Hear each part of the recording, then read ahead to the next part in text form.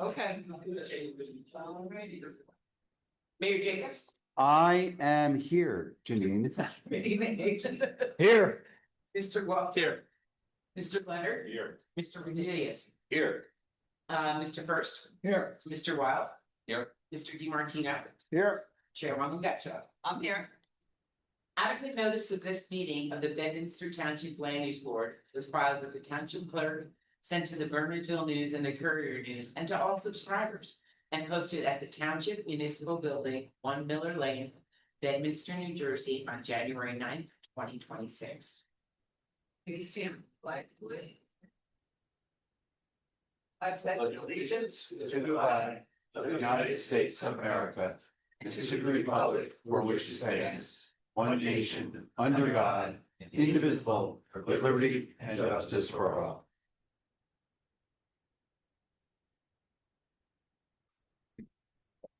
Okay, I'll open it up to the public for anything that is not on the agenda. You, No public online. Up. One may be coming on unless that's someone's computer here. If you are online and you'd like to speak, you can raise your hand or unmute yourself. You can also come up to the podium. John Lowe, is that you or are you here now? Okay, so we have no problem. okay, so, I see no one from the public, so we will, open at this time. We have minutes, from June, that's not the correct date, is it? That's not June 11th. I thought that it was. Oh, the minutes, I'm sorry, I was looking at the resolution, sorry. Okay, yes, the minutes from June 11th. Make a motion to approve the minutes of June. I'll second. All in favor? Aye.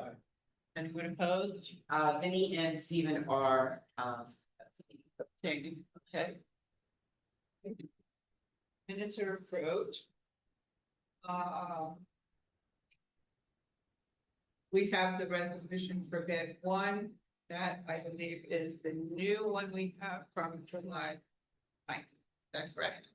that's correct. It's got today's date. If you pass it, to be adopted, we approved it on May 7th. Okay, so. All right. Had a chance to look at it. Yes, yours is in actually, you can sign it. So. I have looked.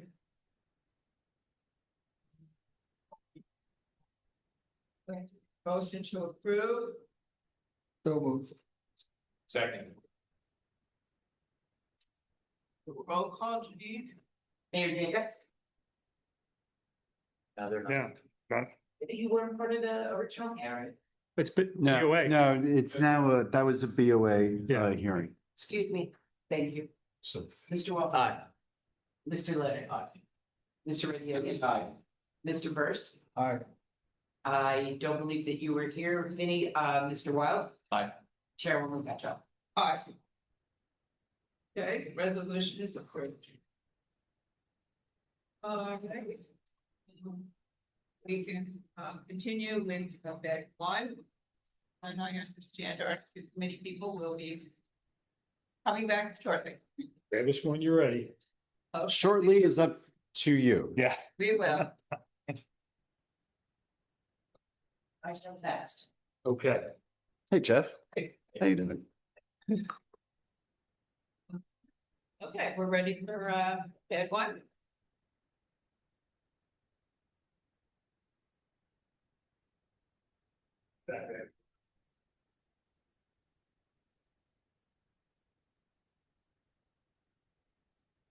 Good evening, Madam Chairwoman. My name is Nicholas Whitaker. I'm an attorney from the law firm of O'Toole Scrivo on behalf of the applicant SK Bed One Associates LLC.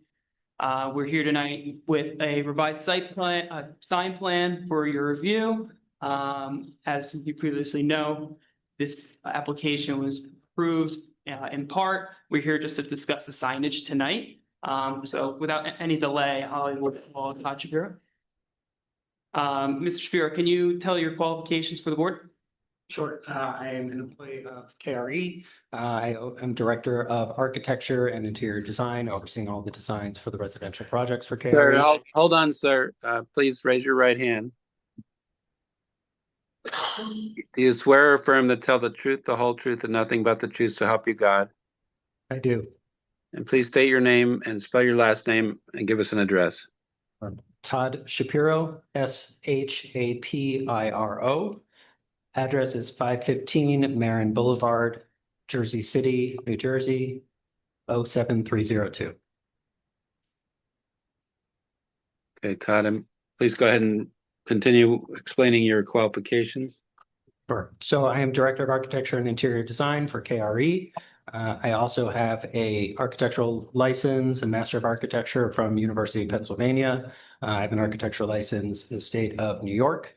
But tonight I am simply giving testimony based upon the design qualifications for the signage package, not the technical components of the project. And just so the board knows, is your license a good thing? It is. We offer him as an expert in architecture. Wonderful. Good evening, everyone. Thank you for the opportunity to present our revised signage package. We took your constructive feedback from the May meeting. You'll notice some changes tonight and a couple things that you won't see. We've removed some of the signage that was previously presented. We've removed the pole banner, light pole signage. We've minimized some of the branding that was facing Burnt Mills Road on our facade signs. So those are components that you won't see tonight. And we've also organized the package slightly differently than what we previously have shown in order to clarify and hopefully answer some of your questions. So without further ado, Ron. Right. Okay. Everyone, I believe, has a package, correct? Yeah, everybody's got this package. Yeah. Wonderful. So we'll start with the first slide, which is page 2. This is a complicated site, and it's a complicated site for a number of reasons. We have multiple use groups and multiple programs on the site. We have our commercial office building, Bed 1, which currently exists, which is going to remain in place. We have our new proposed retail program facing Burnt Mills Road. We have the Bank of America Bank, which is remaining in place. And we have our new residential program, which was approved last time we were here. And we also have, hopefully, users that are walking from Pluckerman Park over to our activated sites to enjoy some of the retail opportunities in the plaza that's out front. We also have multiple modes of transportation. So these signs need to respect and respond to those multiple modes. We have drivers that are coming off of Burnt Mills and off of Route 202 from their cars. We have walkers from the sidewalk. We have bikers moving all throughout the site at different speeds simultaneously. We also have people that are visiting the site, and a lot of people hopefully visiting the site for the first time. We have shoppers and diners that are going to be enjoying our retail experience at the plaza. We have apartment shoppers that will be visiting the site for the first time, hopefully seeing their new home for the first time. We have deliveries such as Amazon, Postal Service, Uber, all visitors coming to the site not knowing where they're going. We also have our neighbors. So we have the Chase Bank to the east side that accesses part of their property through an easement on our site. And the project itself is exposed to 3 different exposures. We have the facade on Burnt Mills Road. We have a facade on Route 202 and access off of Route 202. And then we have a facade facing the Ring Road. So it's really a corner lot when you come to think about it. We also have 9 separate entries to the site. I repeat that, that's 9 entries to the site. We have 2 from Route 202 that currently exist. We have 2 off of Burnt Mills Road, and we have 5 different entry points into various programs from the Ring Road. We also have fast speeds that we have to deal with, so scale of these signs is important and critical. So Burnt Mills Road is a 45-mile-per-hour street, so vehicles passing by, we want to make sure that these signs are legible and that they can see them. And retail is also challenging. It is set back from Burnt Mills Road, and we want to make sure for that retail to be successful, we have the most visibility possible. So all of these together, we can achieve through clear wayfinding, through clear signage, and some of the variances that we're asking for tonight are to overcome some of those challenges. So I'll start with page 3 in terms of sign design. First being the monument signs. So we have our existing monument sign, which is labeled 1. And that is the existing monument for the Bed 1 commercial office building. That is on Route 202. That is remaining in place. We are not changing that. That will remain as is. That's the existing sign. That's the existing sign, and you can see that on the left-hand side of the page. That's a photo of that sign labeled number 1. That is roughly 55 square feet. We're then asking for 4 additional monument signs, and each of those is going to be located, what we're proposing, at a different access point into the site or a different program. Remember, we have multiple programs for this project and different access points. So first, we'll talk about number 2, which is our retail monument sign. So that is off of Burnt Mills Road. That will be specifically for the retail tenants. So not residential. That will list all of the retail tenants that will lease our space off of Burnt Mills. And we're designating that entry as the prime retail access point off of Burnt Mills Road into the project. The next monument sign is down Burnt Mills Road, which is number 3. And that is the intersection of Burnt Mills and the Ring Road. And that we are designating as our residential entry. So that monument sign is specifically for residential use. But I will note it is also for the Bank of America and potentially the Bed 1 building. So currently, there are 2 monument signs that exist. One is Bank of America, and one is for Bed 1. We are removing those 2 existing monument signs and combining them all into this single monument sign. Are these signs 2 and 4 sort of lined up for left-hand turns or just right-hand turns? 2 and 4. So 3 is for, I believe, left-hand and right-hand turns, and then 2, I believe, is just a right-hand Yeah, turn. I understand. Right. Yeah. I understand 3, but what about 2 and 4? 2 is, so 4 I haven't gotten to yet, but 4 is going to be a single-sided monument sign. So that is just for right-hand turns off of 202. So it's geared towards a right-hand turn, not a Correct. left-hand turn. Yes, it is a single-sided monument. Is set up now, right? Guide you to the right. I believe they should come out. I think so, Jim. Sorry, repeat that. I said that 3. Yeah. The way the road is laid out for the turn lanes, I don't think it invites a left-hand turn very well, but I might be mistaken. No, 4, no, the, before. 4, I apologize, 4. 4 is set up for right in, right out only. Right, So it's appropriate only to be a single-sided sign. Correct. exactly. And what about 3? 3 is a dual face sign because I apologize, 2. so 2 is a dual face sign as well. Well, that's gonna also be a tough left-hand turn. It's on the Burnt Mills Road. It's a permitted move. It's That traffic backs up a lot of the lane. there will be times where it will be difficult, but it's a 2-way. There's no restrictions on the turns coming out there. And 2 and 3, remember, no matter how people are accessing this site off of Burnt Mills, we at least want visibility in both directions on Burnt Mills, both for the retail tenants, for them to be successful and visible, as well as our residential. We have additional wayfinding signs that I'll speak about in a second that can designate left-hand turn only, right-hand turn only, and exits.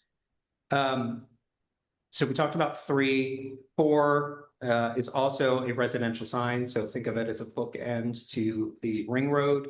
That will be single-sided, as we just discussed, and that is for our residential use. All of these signs are 75 square feet. They are brick facing or masonry facing to match the materiality of the building's facades that we reviewed and approved back in May. And then the final monument sign that we're asking for is number 5, and that we're calling a mini monument.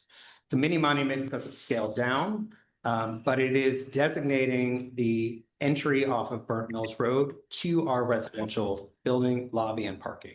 And that is the only access point off of the Ring Road to our residential lobby. As I mentioned previously, there are 5 different entry points to the program, to parking lots, to various programs of the site off of the Ring Road.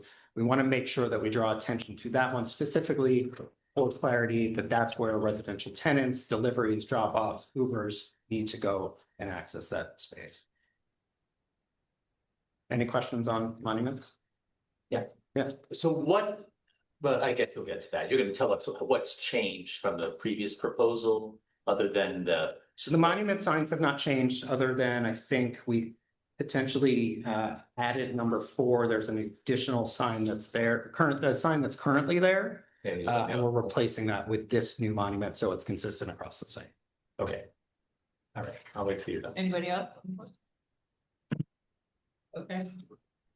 Okay, page 4. So page 4 are vehicular wayfinding signs. Existing on site today are 10 wayfinding signs, and those look like the ones on the bottom left. So the black KRE branded wayfinding signs. We are removing 4 of those. Those 4 that we're removing are shown in red with the X on the map. Because of the change in circulation, because we're adding the monument signs, those signs are no longer needed, so we're removing. Well, the one second page. So it's not actually Page 4. page 4. Oh, it's page 4 at the bottom, excuse me, sorry. Our exhibit here goes from page 3 to page 6. Yeah, Yeah. this goes from 3 to 6. 4's in the one that you sent. No. Isn't the one you sent the single page? That has 4. It's titled vehicular wayfinding signs at the top of the page. I think the page is there, it's just putting that number Yeah. on the large copy. There's a wayfinding signs, what are you referring to? Yeah, vehicular wayfinding signs. Not that one. Yeah, I really have. Anybody know?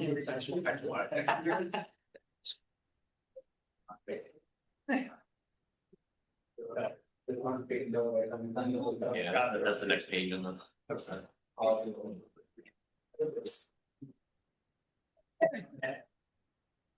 No confusion. Okay, so a page with red dots, green dots, and yellow.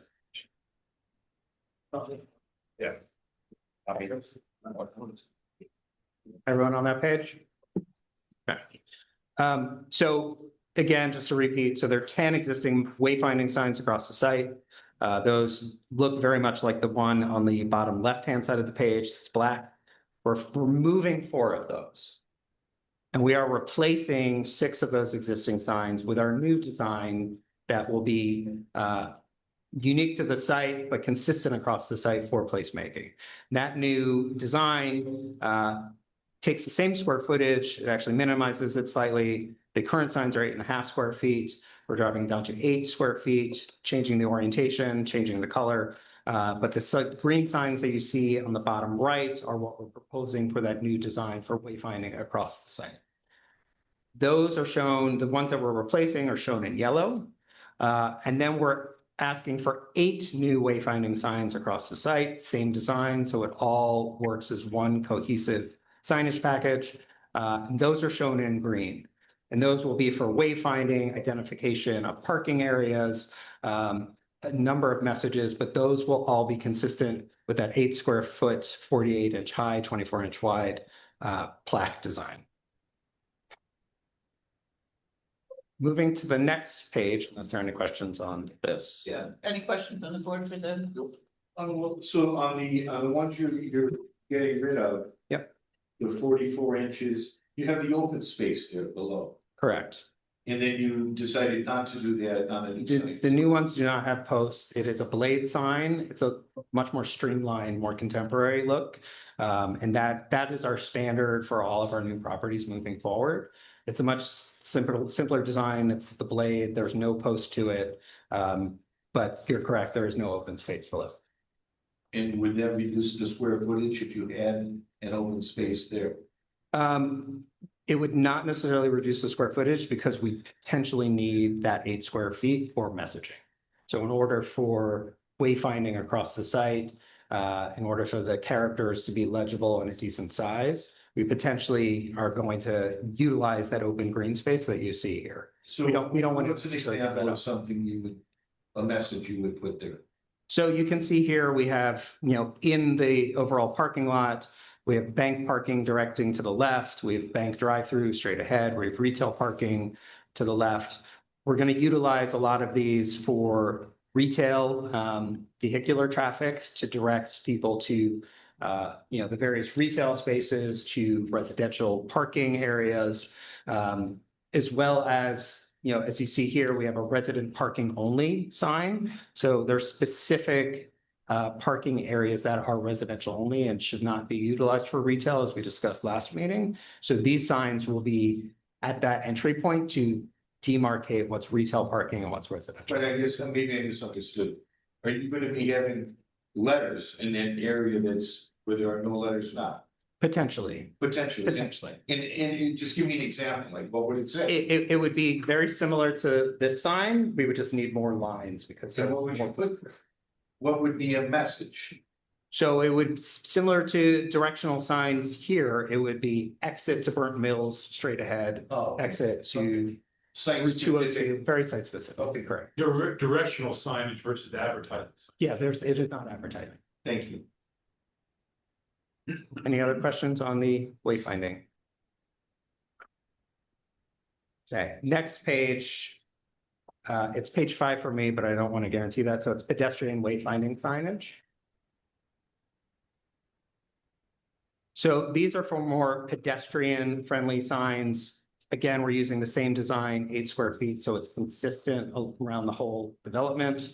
And we're proposing 2 new signs between the Bed 1 office building and the mixed-use multifamily building.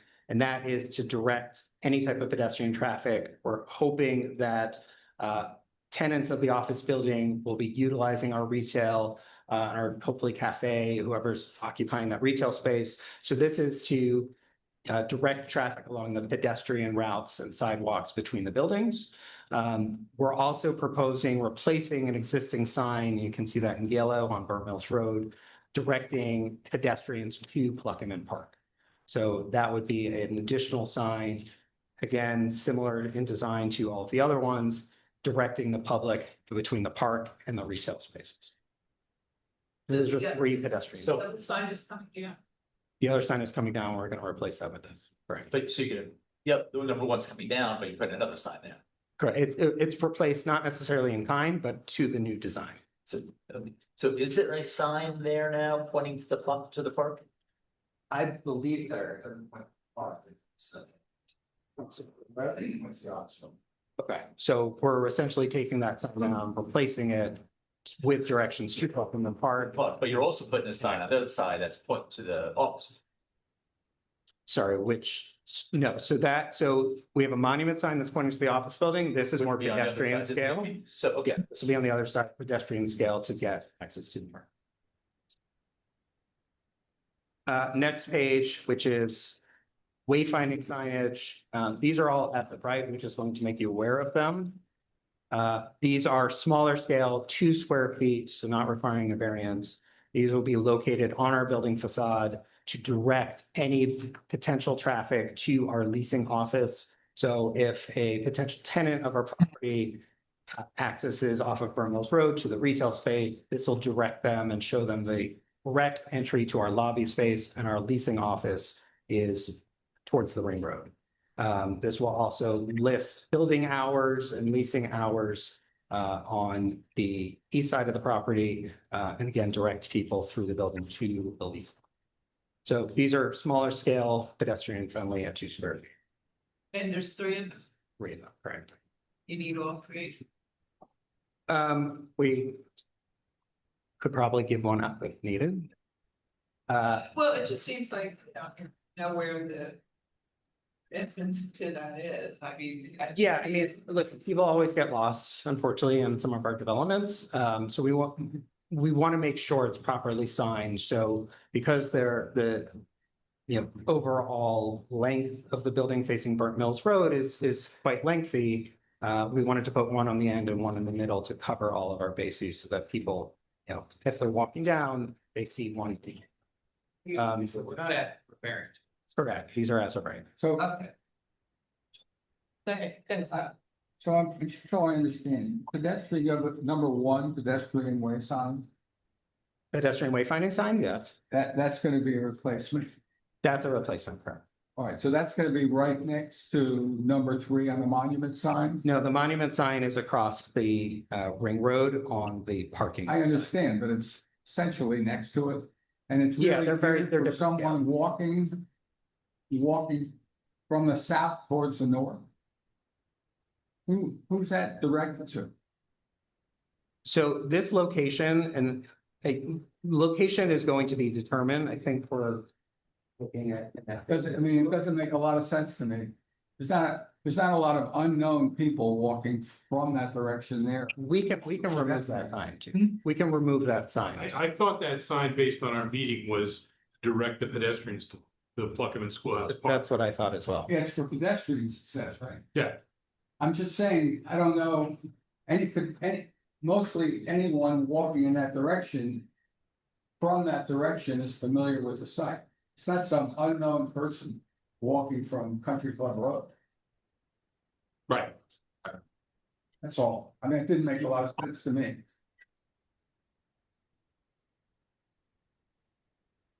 Moving on to the second, or page 7 at the bottom on my slides, wayfinding sign, there's the sign that says future resident parking. I'm talking myself. These are also as of right, just making you aware. In all of our properties, we designate 4 spaces in the parking lot for potential future tenants. So when people coming to the site for the first time, looking to potentially lease an apartment, we want to make sure that they have parking spaces available in close proximity to the lobby. So we have 4 spaces that are designated with this plaque on a post for future resident parking. And those are 2 square feet each. Next is the apartment building signage. So we're moving to our facade signs now. This is a residential facade mounted sign above our residential lobby stating the name of the development, our logo. It'll be halo lit above our lobby doors. This is as of right at 50 square feet per person. We're asking for a slightly larger sign at 60 square feet, 60 square feet total, mainly because of the setback from the ring road. So the lobby itself is set back 180 feet from the ring road. And because of the length of the development name, we're concerned that the 50 square feet is not going to be visible from the ring roads. We wanted to increase the size a little bit to allow for our logo and characters at 60 square feet.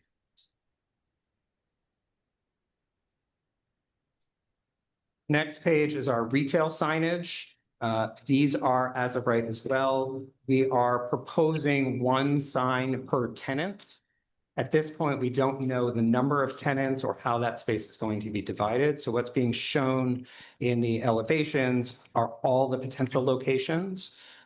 However, this again will be 1 sign per tenant, depending upon how many tenants we have. These are all as of right, except for number 4, which is going to be the corner retail facing the bank and facing the ring road. We are asking for an additional sign for that retailer, whoever that may be, facing the ring road so that they have visibility from both Burnt Mills and from the ring road. So that would be 1 set of 1 sign for that specific tenant. They would have 2.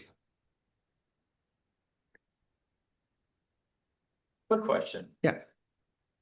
You're asking for a larger Bedminster chapter lighted sign, lighted sign. Because you want people at the ring road to be able to see it, but you're also putting a 36 square foot double-sided halo lit sign on the ring road at number 5 on page 3, so people will know the building's there. Yeah. So you're gonna see that sign knowing the building's there. Why do you need a bigger sign on the building knowing the building's there? 50 square feet in kind of signage terms is small for a facade. Like how big is it? Is like a 2 feet? So 60 square feet, it's 2 feet. 2 feet. It's 2 feet tall. And that is 20 feet in the air, 15, 20 feet in the air. So on the building, signage, just an additional 10 square feet makes a lot of difference for visibility. So we still need then the one at the road? We definitely need the one at the road solely for drop off, for Ubers, for But would they see the big sign on the building? Not necessarily from a car. They might see it, but they might miss that turnoff. Okay. So it's really at the point of entry that is most important. So they'll pull in for the mini monument. They'll pull in for the mini. And you think at that point, they're not gonna see the building? No, they will see the building. Okay. And if the board feels strongly about reducing this to 50 square feet, we can have that conversation. And it's gonna be lit, which is fine, it'll be lit 24/7. Correct. But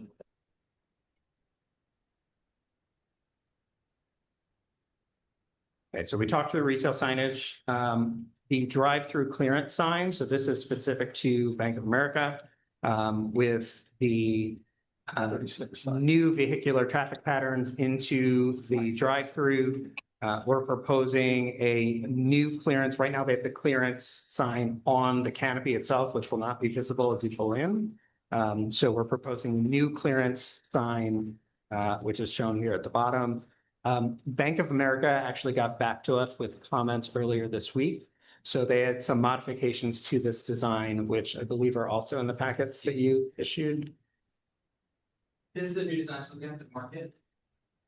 Okay. So if you turn to the last page of this packet, you'll see a much reduced, I think it's in there, right? The last page of that. So this one, yes. You'll see a reduced design, and that's per Bank of America for a clearance bar, so that anyone pulling into that drive-through area will know the maximum height.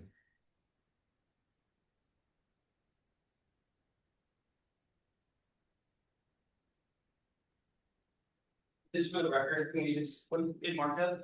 Exhibit 1. And returning to our initial package, so the placemaking signage.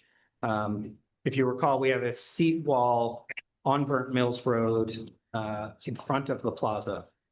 And we think it's critical for the success of the retailer, for the success of the plaza, to give it an identity and give it a name so that people can refer to it. So we're proposing the name of the development, the Bedminster chapter, no logos, just the font itself on that sit wall so that people can refer to it, meet me at the plaza at the Bedminster chapter for farmer's market, for tree lighting, for dinner. But we think this is an opportunity to give this space an identity and activate it. Can you talk a little bit about how you came up with the name? So all of KRE's new residential properties are going to be chapters. So we have a new brand that is being launched as we speak. We have our first iteration of the Hopewell chapter in Hopewell, New Jersey that recently opened. And we're consistently branding across all of the new properties this chapter brand. It's an elevated residential. We're creating homes for people with local touches within the interiors. But we really wanted to streamline and unify the whole portfolio under one umbrella brand, which is the chapter brand. So each chapter is going to be a local name. So the Bedminster chapter, Hopewell chapter. So that's moving forward all of KRE properties. so what do you think changed? Do you think the overall square footage of signs increased or decreased from our last meeting? So we removed quite a bit. We removed all of the light pole banner signs. Yeah, I don't think that. We removed, if you recall, there was a logo on the front Of the. here facing, so we removed that. We removed the logo on the Bedminster chapter sign that you're seeing here. But it remained the same size, it's just. The size itself remained the same, and that really, again, is because of the challenges of vehicular traffic at speeds. We want to make sure it's visible. There is a point where it just becomes too small. You have some interior signs, that's your business, that's Yeah, fine, I understood. get it. If you want directional, they're small, not a big deal. But my concern is just the big monument signs on the outside. I mean, when you first did the office building, you felt it was fine having 155 square foot sign identifying the building with all the different tenants. Now we have, right out in front on Burkles Road, we're gonna have 2 75 square foot sign.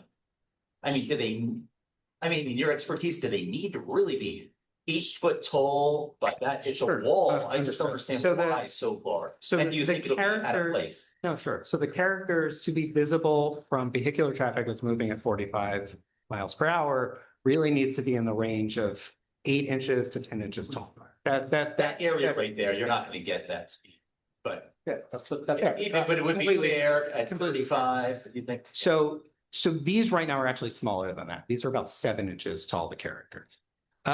Could we shrink them to be slightly taller? I think overall, the monument signs right now are about 8 feet tall. Could we shrink them down to 7 feet, 6 feet? We probably could. We could find a happy balance between. You know, what would this look like if you put all 36 signs on one drawing? So you saw all of them at once. Be a lot of dots. So, you know, and I don't want, if this, your building's a beautiful No. building, don't get me wrong, I Sure. love that you're doing this. I just worry about these ones out on Burke Mills just being so massive. Understood. I think we can scale them down. I don't. Without, I think don't we- want to hurt your, you know, the look of everything. Oh, I sure. want you to do what's best for you, I but don't think we can eliminate them, and I'll Okay. tell you why. You know, they have different intents, right? We have a sign that's solely dedicated for retail, for people accessing that retail entry off of Burke Mills. okay. And then we have one for residential.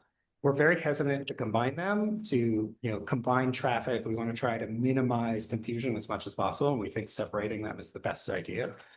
So I'm very hesitant to eliminate, but we can certainly talk about scaling down. Yeah, but, I mean, do you think instead of having the 275 on Burke Mill, you can do 255? What would that be? I'm getting on my calculator.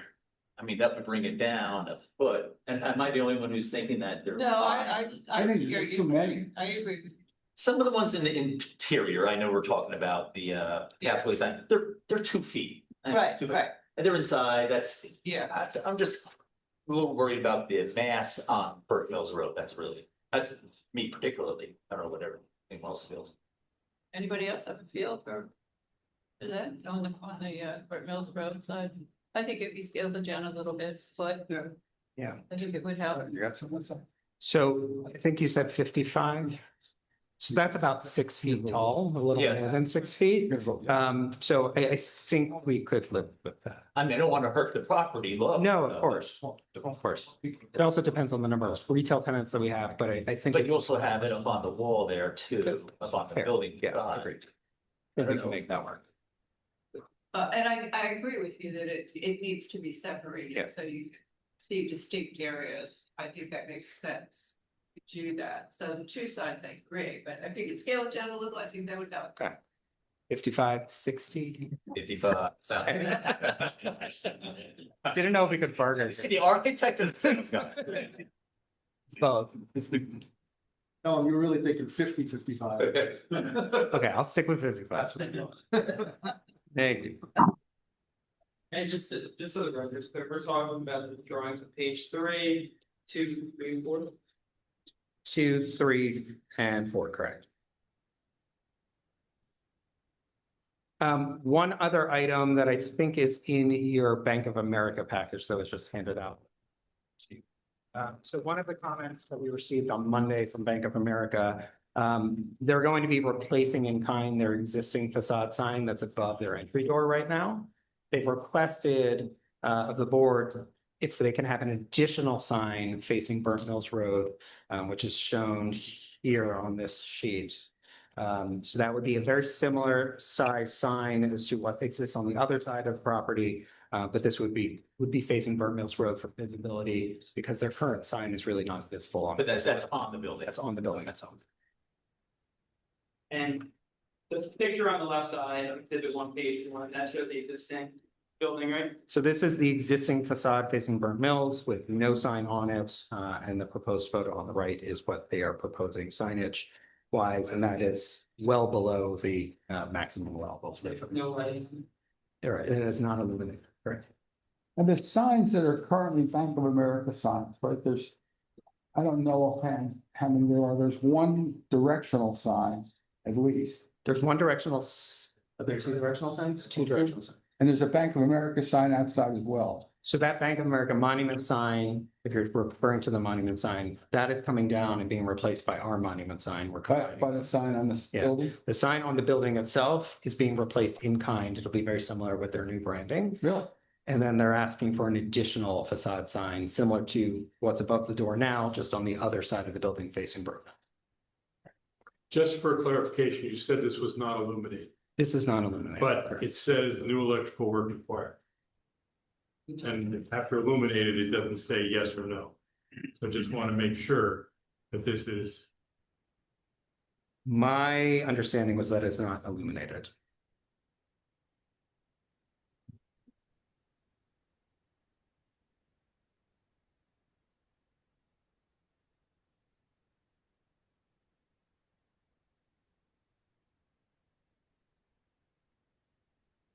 Any additional questions? Can you talk more about the illumination for all the signs? Sure. So all of our signs, the wayfinding signs that are with the green plaques, those will be non-illuminated. There's a reflective material on the lettering at night for the vehicles to reflect, so you can read those. The monument signs will be illuminated. Each of the letters will be back halo lit. So it's not an internal illumination, it's kind of a glow from behind. So you'll see a nice glow on the brick, kind of a shadow of the letter. The retail signs on the facade, as well as our residential signs, will be similar halo glow. So all of the signs will have the same illumination, both the monuments as well as the signs on the building themselves. And they're able to be turned on and on in all that good stuff. Yes. But they won't be, they're gonna be on. Those, the monument signs and the residential building sign, I believe, will be on all the time, but we can have that conversation if they need to be turned off and dimmed after hours. We're talking 11. After- Yeah, that's right. The retail signs can definitely align with, I think with the string lights and the plaza lighting. We're going to remain on after a certain time after closing. So we can have the retail signs dim at the same time. But the monument signs should be on throughout the night. They can be dimmed if needed. And then the residential sign above our lobby will be on at all times as well.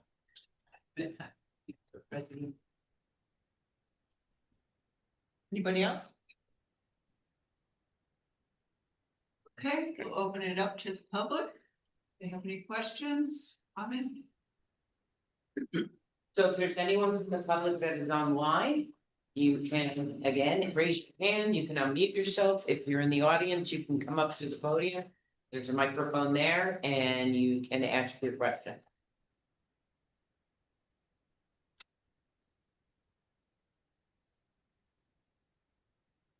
Anyone online? I believe it's all, no, the professionals, but I don't know everyone's name. I couldn't where to at, but it doesn't look like anyone has unmuted themselves or raised their hand. No one's come up to the podium. Nope. Okay, so then we'll close it to the public. Yeah, I have another question. In town, there are a couple of places in town where signs actually block the driveway when you're trying to exit a property. And I'm just wondering, has anybody thought about exactly where these are gonna be placed so it doesn't interfere with, your line of sight to turn in and, oh, is there a car there? Sure. So that's a valid question. And maybe that's not clear in these large dots that are No, shown here. we had like a real picture of a road. Sure, no, of course. Would help. So the monument signs are going to be set back from the right of way 10 feet, which is required by zoning. So there won't be any issues with visibility coming out. All of the other signs. That's way past the road. That's the right of way is about X amount of feet plus then another 10 feet. That the right of way is 15 feet? Yeah, 15 feet from the road. So those will be set back. All of the other signs were abiding by the visual triangles. So to avoid those issues. So when you come out and you turn, there's a certain triangle that you have to maintain to not have any obstructions. And these signs will all be out of that area. Good, thank you. All right. The applicant now would like to call Ronald Kennedy.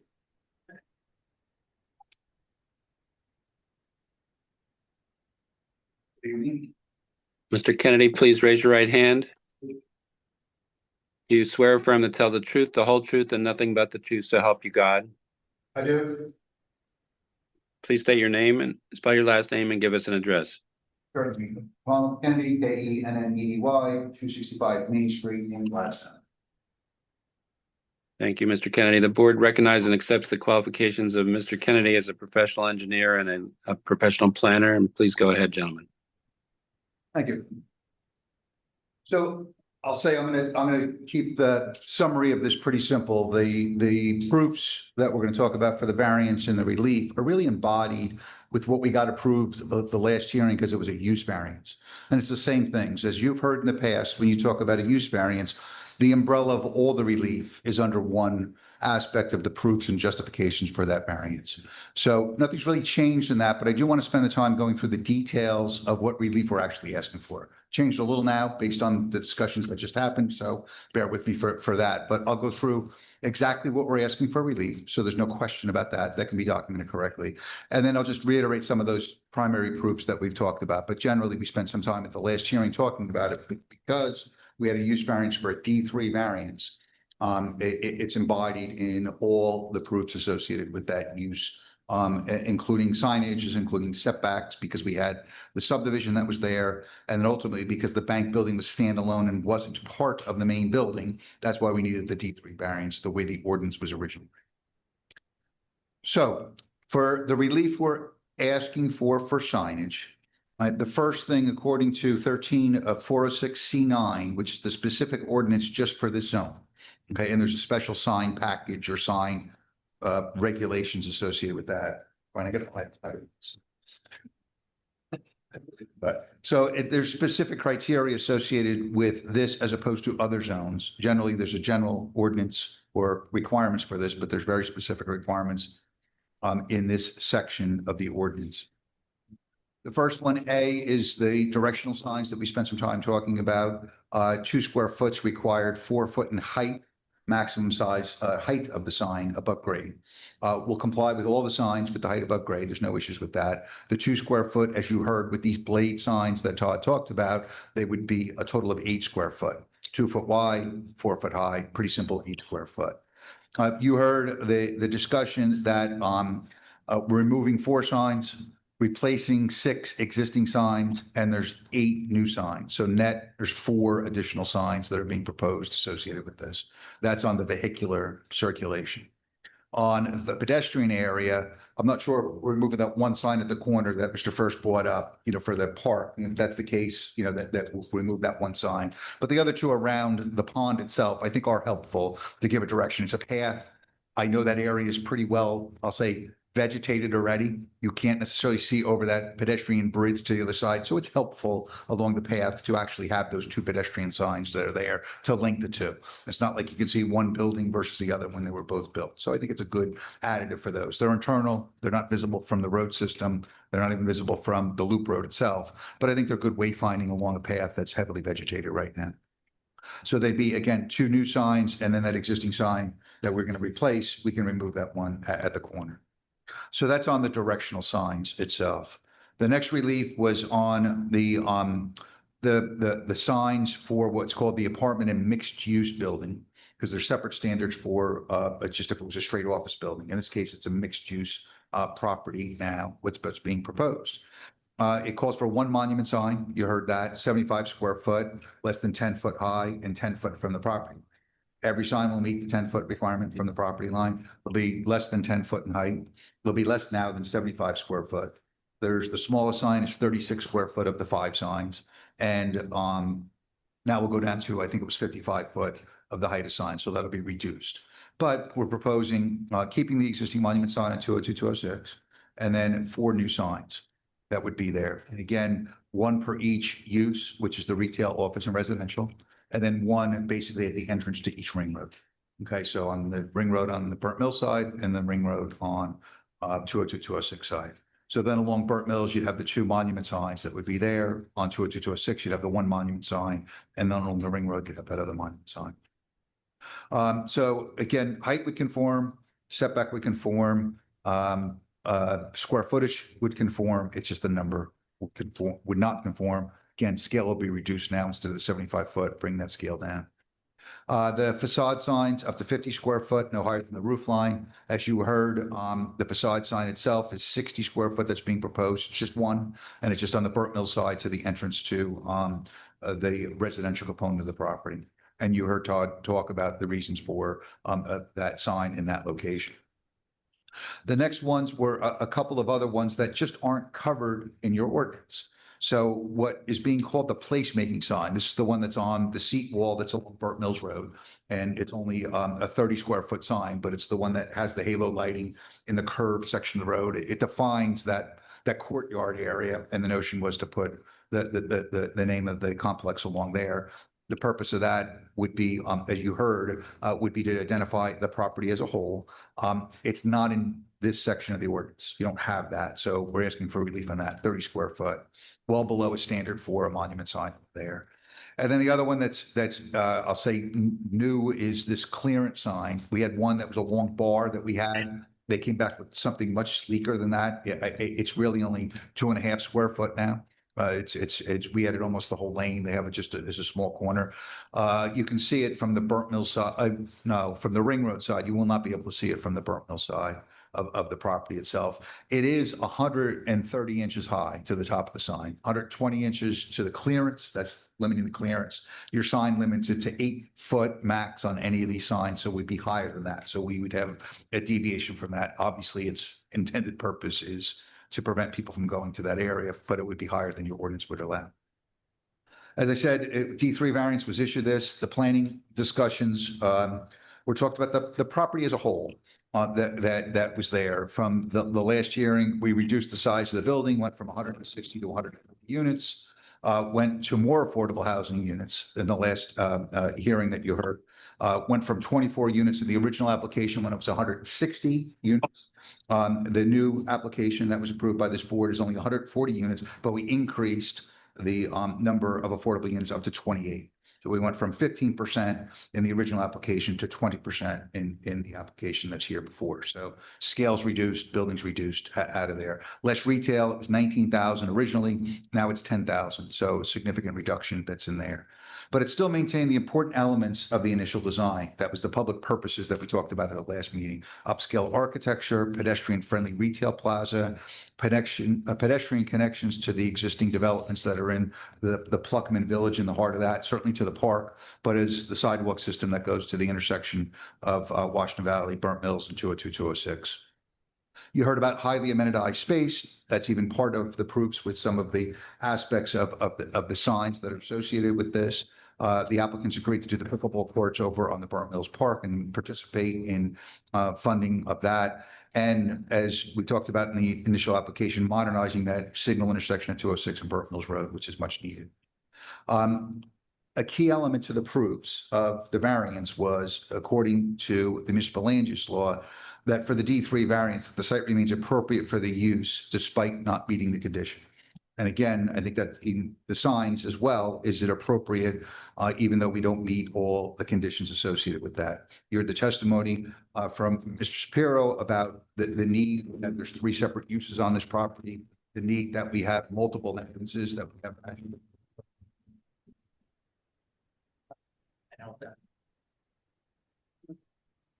I'll call it 3 entrances to the property from the Ring Road, which this board's asked and the applicant has agreed to make public access through that. And it's basically going to behave as a public road, plus the public roads are Burnt Mills Road and 202, 206.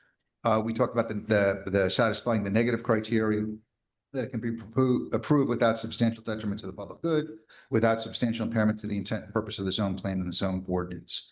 The relief of the signs is embedded into that testimony, but I think one of the specific things on signage that was brought up by Mr. Shapiro was that we are talking about multiple uses with multiple entrances. Ultimately, there's 8 different driveways that go into the property. By the Ring Road, there's 5, and then 3 entrances to the 2 public roads, 2 on Burnt Mills and 1 on 202, 206. That's a lot, and give it adequate direction to those areas. Obviously, the comment about too much in one area, Burnt Mills, we shrunk those down in there.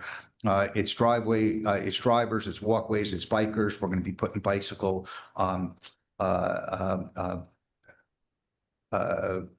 say, bike racks itself around the pedestrian plaza itself. We're trying to track that. As we know, the park down the street has a tremendous amount of bikers that go through there. They come up to that intersection all the time. They go down Washington Valley Road. They go everywhere. So that's a big intersection of that. And we want to track that. So again, signage helps. That's, to a certain degree, that's part of this, that we have a lot going on in a relatively small space.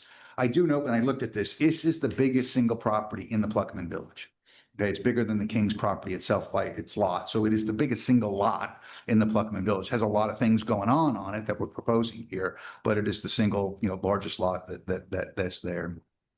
And as was discussed, the visibility is critical to the retail success. I think it's important, but the residential as well as the retail. So with all that said, and the proofs that we put on at the last hearing, we think this is appropriate signage. It's been adjusted, and I think to the comments that this board has given about too much, that it is appropriate to grant the relief for the signs that are before the site plan itself. So we'd ask you to approve that.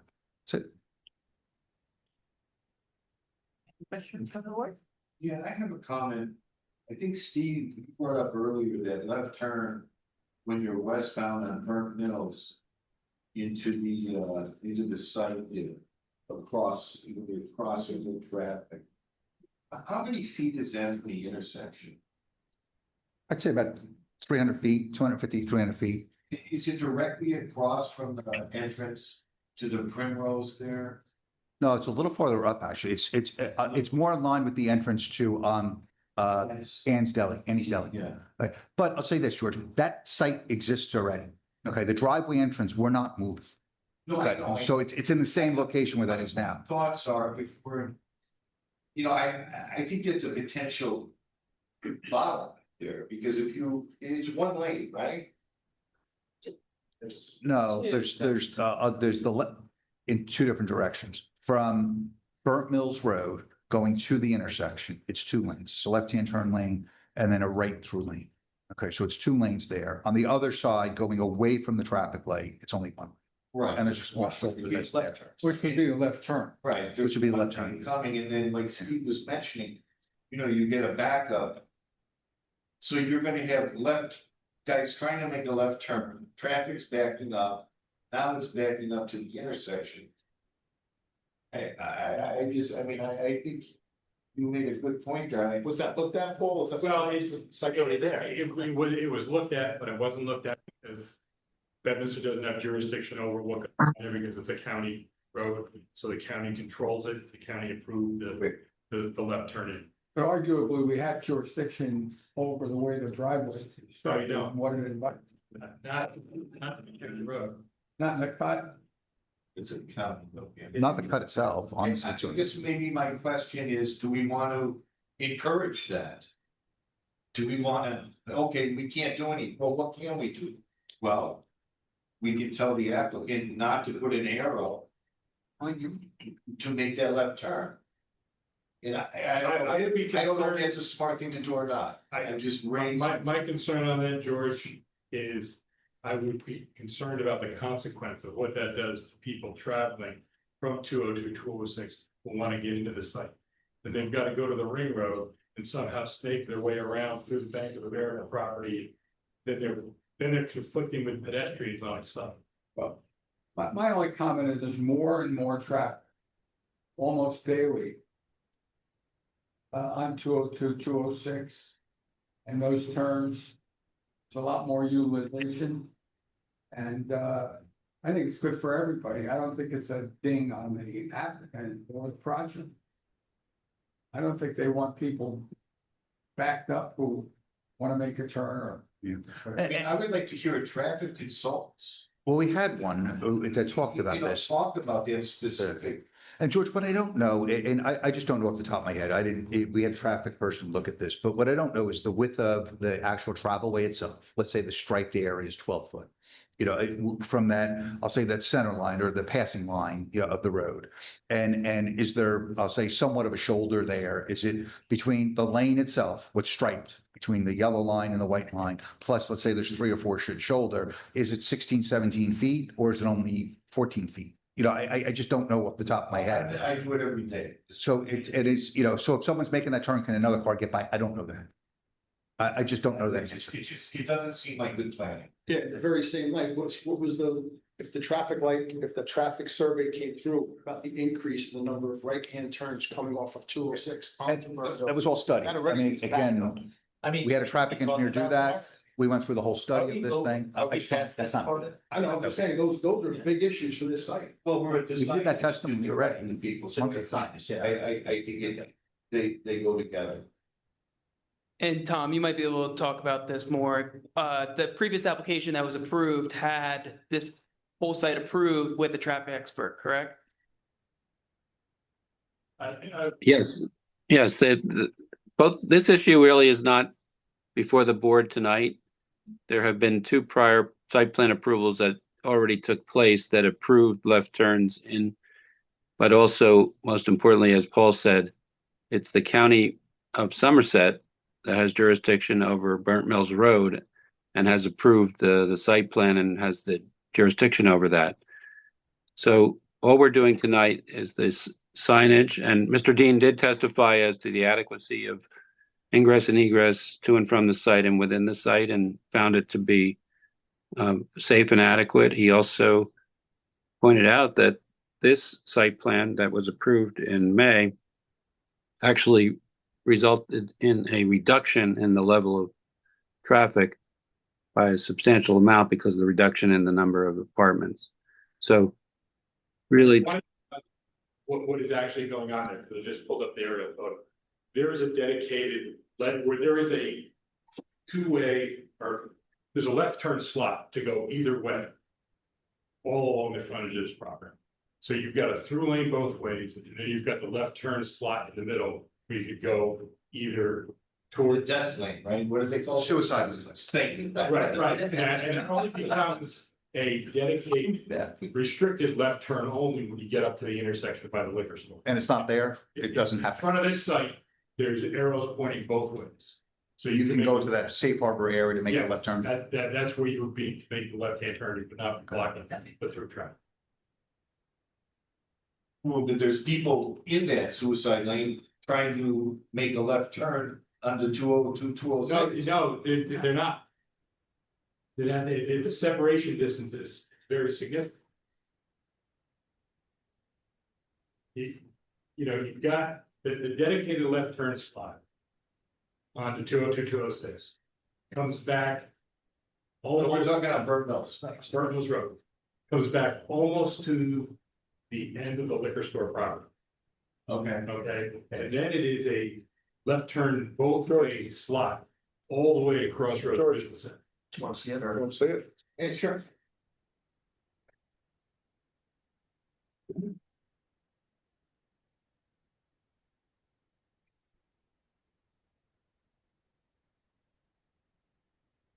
While we're looking at that, quick question on the ring road. Is ring road gonna be, have any speed bumps on it or anything along those lines? So we can curtail cutting off that intersection, so they don't cut through ring road to avoid. And as part of the application, there are some speed tables. Because I didn't see that, that's right. They're there now, but they're east. Good, make it better. I mean, right now. You people are definitely gonna try to cut through, going this whole traffic, that's all. No. And it's gonna be residential. You're going this way. if you're going west.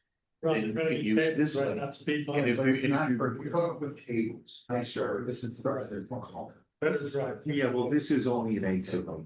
Exactly. So why, how does it change? You need the state, the county change it. So the county changed, is the, No, because we're talking more over here. Here, the current exit from the bank more northerly, Ron? So I can speak to this. Is that changed? The county specifically approved the exit to the Chase Bank location where it's at, crosses on our property. That exit is exactly where the driveway that we're proposing is going to be, that was approved by the county in that location because they deemed it far enough of the intersection to allow the left side. Right, so in other words, the current configuration It's exactly the same. is gonna change of that exit. It's gonna stay exactly in the same. The location is the same, but it's a right turn now, be a right and a left. So it is gonna change. No, but it's an entrance and exit now. It's both. It's both there now. Because that was a big deal when when the bank got approved, if you remember years ago, it's a golf station. Okay, but then when the bank was originally approved, they made only a right in on 206. Just beyond the traffic, only a right in. No left, On this side. no turn out. And then it's a right in and full intersection at Front Mills That Road. can't do, so you But don't. they make a negotiated left. with City Federal at the time, get an easement over their property to go and put this because the county wouldn't approve that driveway any closer to the traffic light on Burnridge Road. This, So exactly. they have an easement on this property. We're keeping the driveway in the same location and it has the same movements in and out. Obviously, it's one bank now, we're putting more people through that property. Well, No doubt. you always have to have it. But for the Chase Bank, you're keeping Same location. the same location. And it has two-way movement now, in and out, okay, from there. But that was a big thing with the Somerset County, when that was originally back approved, that it had to be farther away. Right, And right. it was a shared intersection, but it's now the KRE property, so you've got such a distance at that intersection. That's all. And it used to actually, there was a bank building there, the city festival had years ago that went out that driveway, that disappeared, 25 to 30. So in other words, the cut is gonna remain the same, Same. except the cant on the driveway is gonna be different once you're on the property. Correct, and there's more volume on the bank wall this now. So that's, you know, there's no doubt there'll be more going into that driveway that's there today. Right now, the only ones that are You're using. just gonna have a backup, that's all. Do a bad job. Anything else? Just for clarity, I think that was maybe part of the conversation, the existing one-way, that's being closed out. Yeah, that was what I was mistaken Yeah. talking about, that's. Farther down, that's what we did. That's where that thing, some of they're referring was to, this existing one-way is gone. in the proposal. This one. The Chase one. This is the two-way one, this one is gone. No, Or this it's going is to be staying, no, this is staying the same. No, it's gone. That one's not plans. It's the one further. Then here's Ramp Road. This one. Chase. And then here's the bank there. Closer to the Intersection building right here. There's the ramp road. So this exit's going away. That's gone. Yeah, that exit's not, so it's not. The exit that they're putting signage in. Just that one right here.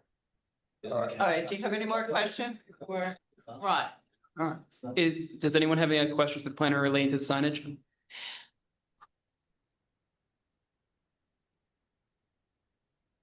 Okay, very good.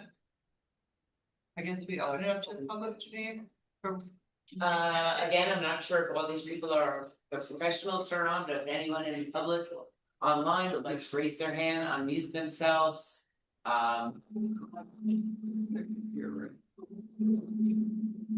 Sorry, I don't know where that comes from. No. Or if you're in the audience, you can go up to the podium. This is my Chase, this one. This one. You come out of here, this is. It doesn't look like there's any questions on the signage. Okay, we'll close it to the public. And I guess, We have no further witnesses, no, Madam Chairwoman. okay, all right.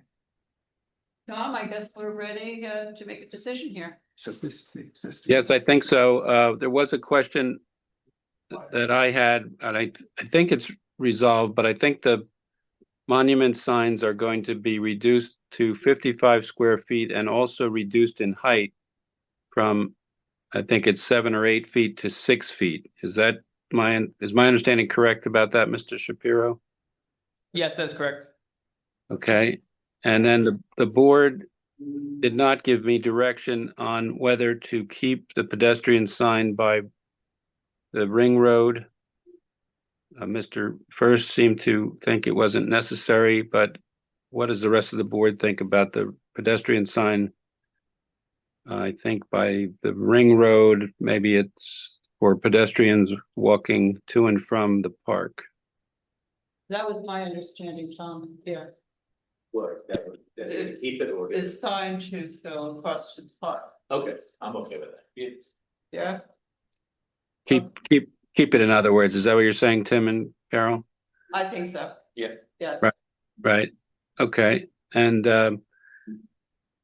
so if the board is ready, it's a motion to approve the signage plans and the variances for the signs as revised this evening to Tom, I'm sorry, I gotta interrupt a second.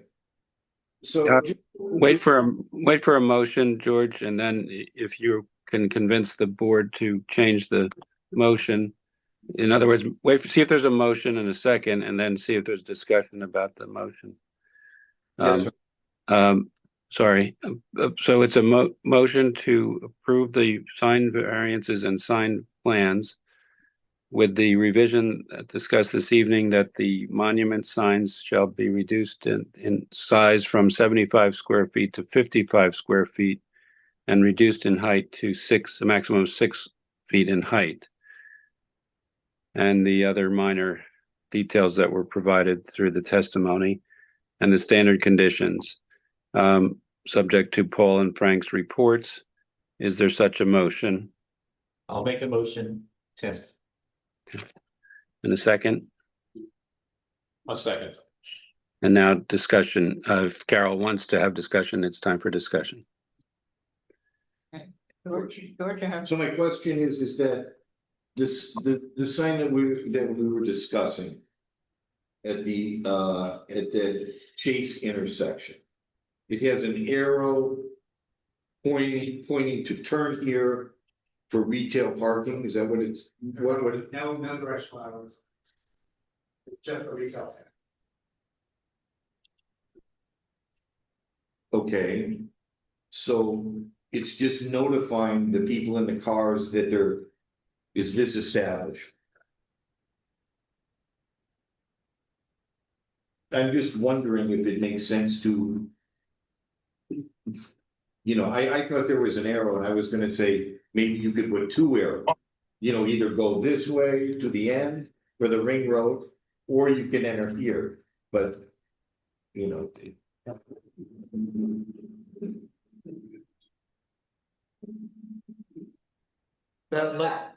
Sorry, I missed it. The location of the monument sign itself next to the curb cut essentially signifies that, if you tell, we weren't proposing any photos on that sign. Because there are other entrances.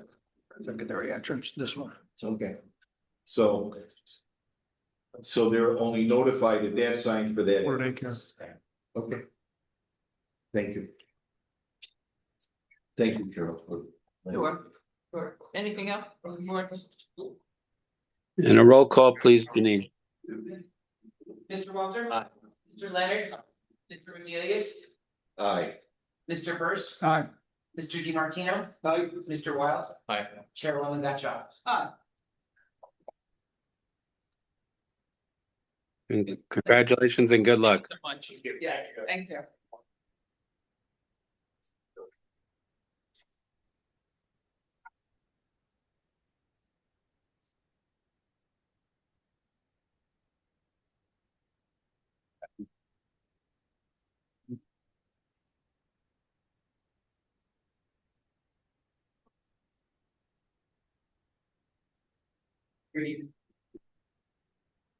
Okay, we're ready for Lamington River Farm. Fiddler's Elbow. If I may, put on my appearance. Get back on to. Or they're I will. Yeah, they'll be coming back. Yeah, we'll get them. Oh, did you? Where are they at the plugging? Yeah, the burger. About one month. 73.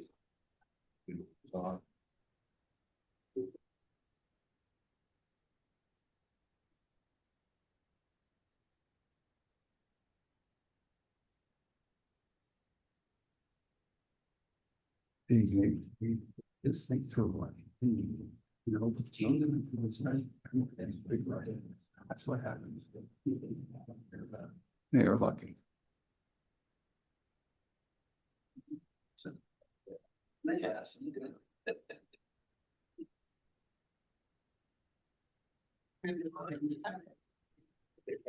I one at the end has.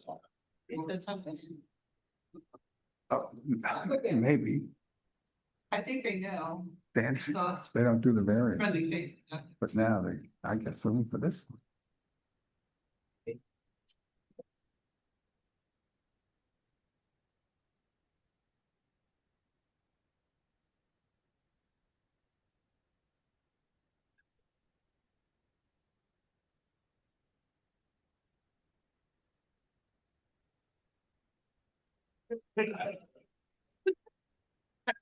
I guess they were dying to do that all night. They will say that I would fall, I was so necessary. He's not afraid to.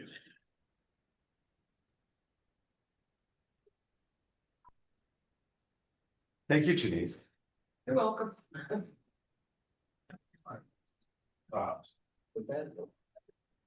Welcome back. Thank you. All right, proceed. Good evening, Chair, members of the board. My name is Michael Castori of the law firm of Day Pitney LLP, here this evening on behalf of the applicant Lamington River Farms GP regarding property located at 811 Rattlesnake Bridge Road, designated as block 37.01 lot 1 on the township tax map. The parcel is approximately 118.8 acres in area and is located in the R10 Rural Residential District. The property, as you likely know, is currently developed with the Fiddler's Elbow Golf Course and Country Club. Several prior approvals were granted to construct improvements at the club, the most recent of which was in 2022. Applicant is now here seeking amended preliminary and final site plan and design waiver approval in connection with applicant's proposal to construct an addition to the existing pool building, a 120 square foot shed, and associated site improvements. The proposed improvements will be described in detail by applicant's expert witnesses. Applicant is no longer seeking to construct the children's play building or separate pool building additions, which was for laundry at this time, which eliminates the setback variance relief that we were initially seeking. Applicant is still seeking design waiver relief to permit the proposed maximum non-residential floor area of 135,551 square feet, where the maximum permitted non-residential floor area is 77,664 square feet. This is a reduction of the approved waiver from the 2022 site plan approval, which permitted 154,818 square feet. The overall reduction of the residential floor area is a result of the elimination of the previously approved lodge building.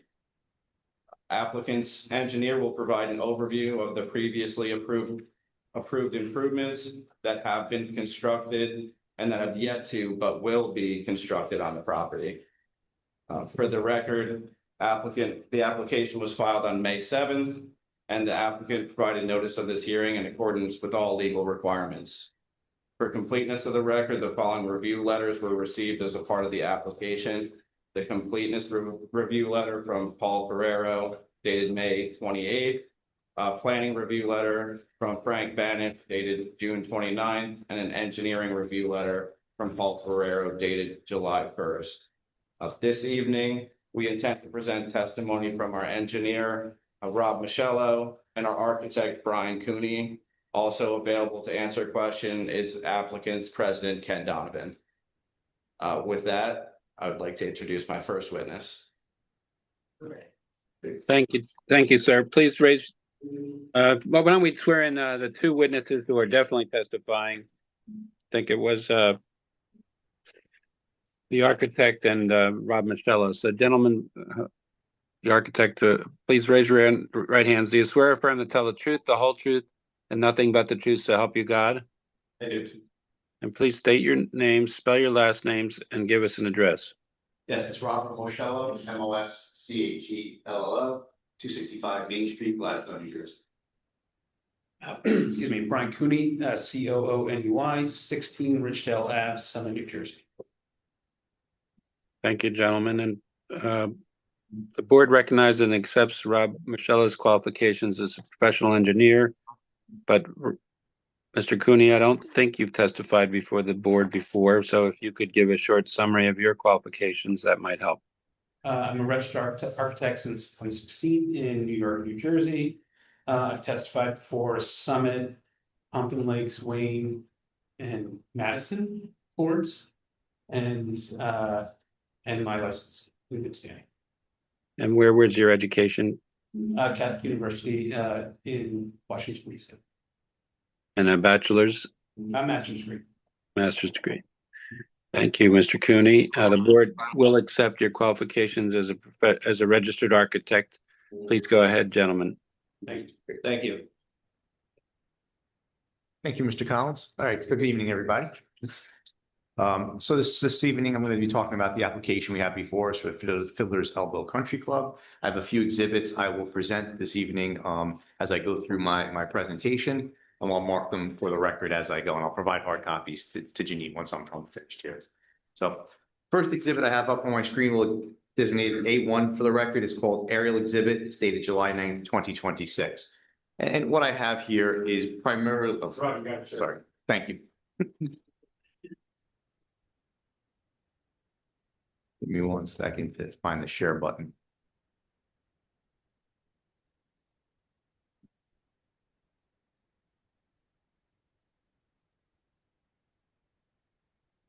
And I know there's a lag, so I'll try to not go too fast as I'm describing certain things on the property. But what we have here is an overall aerial. It's actually the April 2026 aerial of the surrounding environs and the property itself. The property is noted as Block 3701, Lot 1. It's outlined in yellow here on the plan, and you'll see this orange line that goes down and separates that's the municipal boundary line between Bedminster Township and Reddington Township, also the county boundary line as well.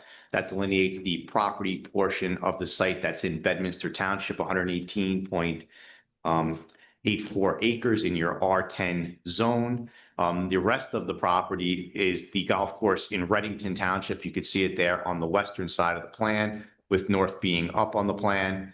And you could see the golf course on the western side there, which has basically 2.5 of the golf course, 2.5 golf courses on the western side, and then there's 9 holes on the Bedminster side that we have on our property here. There's 3 golf courses in total that make up the overall Fiddler's Elbow Country Club, the majority of which is in Reddington, and the 9 holes in Bedminster. Route 78 is on the top side of the plan here, going in an east-west direction. Rattlesnake Bridge Road goes in a north-south direction. That's where our main entry point is that comes into the property. And just for some history of this site goes all the way back to 2012 when we came in here for our first application and really came in with the revised improvements for the property. You'll see the 118 acres that's outlined here in yellow and orange. Originally, the site in Bedminster was much larger. There's this L-shaped parcel of land here that fronts on River Road and Rattlesnake Bridge Road. That was actually dedicated to the county as part of an open space dedication when this project was originally approved back in 2012 and was subdivided off from the main campus.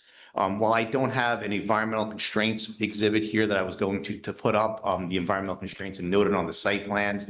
Where we're going to be talking about the improvements this evening, there are no environmental constraints that are there in the pool area. But I do want to point out that we have gotten an updated flood hazard area verification for the property in February of 2026. We redelineated the floodplains that run along the Lamington River, which runs along the municipal boundary line between Bedminster and Reddington. So that's been verified by the DEP. That also verified the riparian zones on the property as well. At that time in 2026. We also have, we were told that an LOI that we submitted for the wetlands was approved at the state level. They just haven't provided us with the actual letter yet that says it's approved, but we got the wetlands redelineated on the Bedminster parcel as well. So all that stuff is shown on the site plans. I know, Mr. Farrar, you mentioned in your letter, you were asking a question as to whether or not the pond, the existing wet pond that's down over here south of the parking lot where my pointer is, has a buffer on it, and it does not based on what we submitted to the state. So it's just a stormwater basin, and there's no buffers associated with it, both under the wetlands and the FHA. So with that being said, I want to talk for a moment. I'm going to go to my next exhibit, which will be A2 for the record.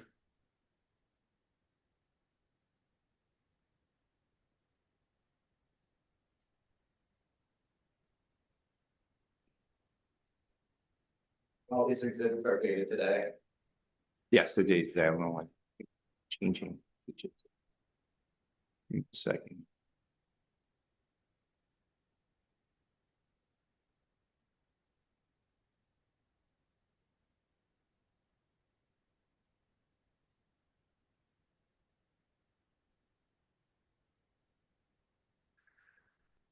Technical difficulties. All good. It's Zoom. I just can't find the tab to change the page. There you go.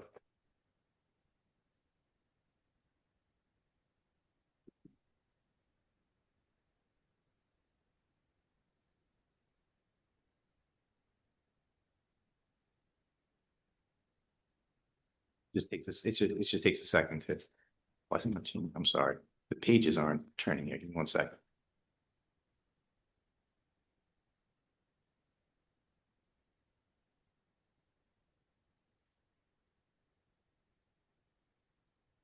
There we go.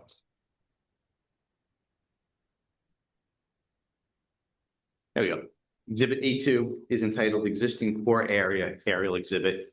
Basically, it's a blown up version of the previous plan I just had here.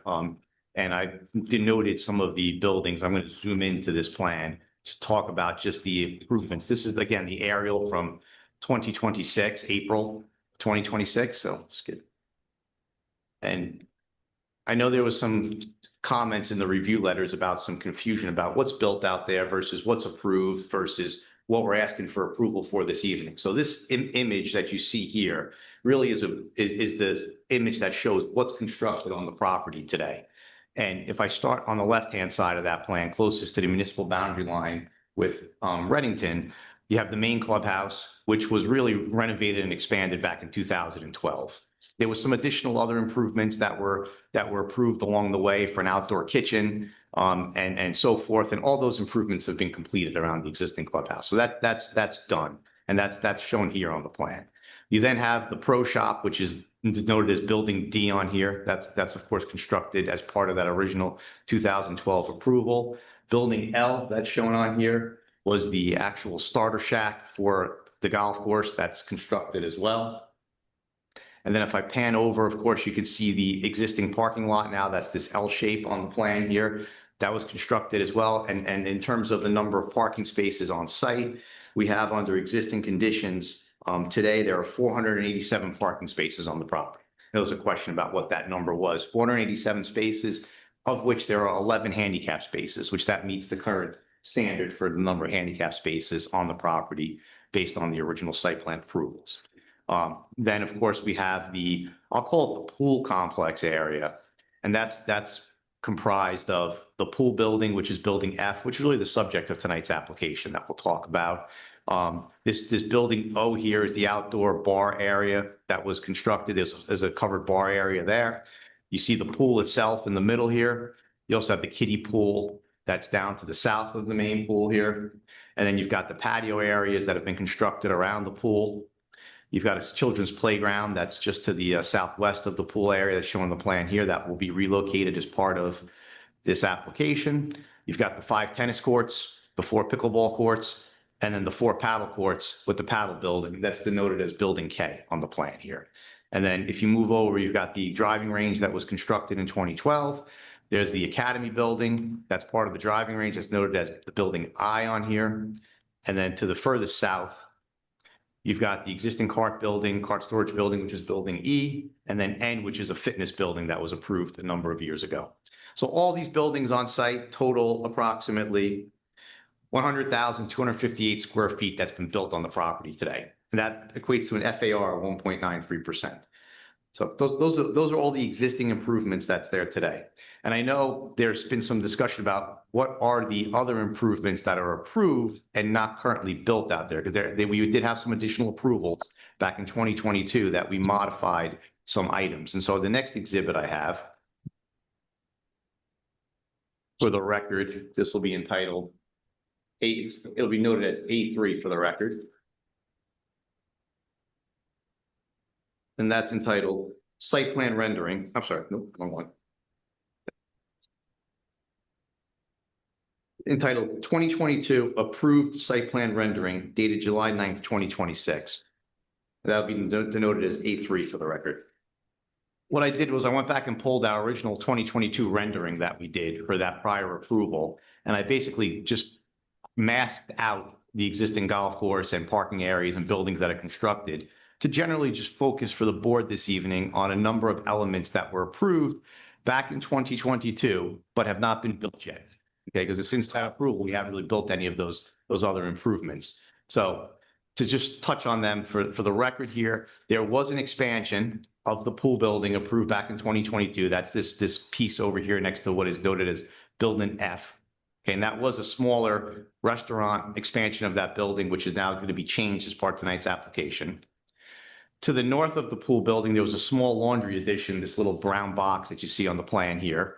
That has not been built. And as Mr. Castori pointed out, we are removing two elements from the current application this evening, one being the laundry room and the other one being the kids' play building, which I'll talk about on the final rendering.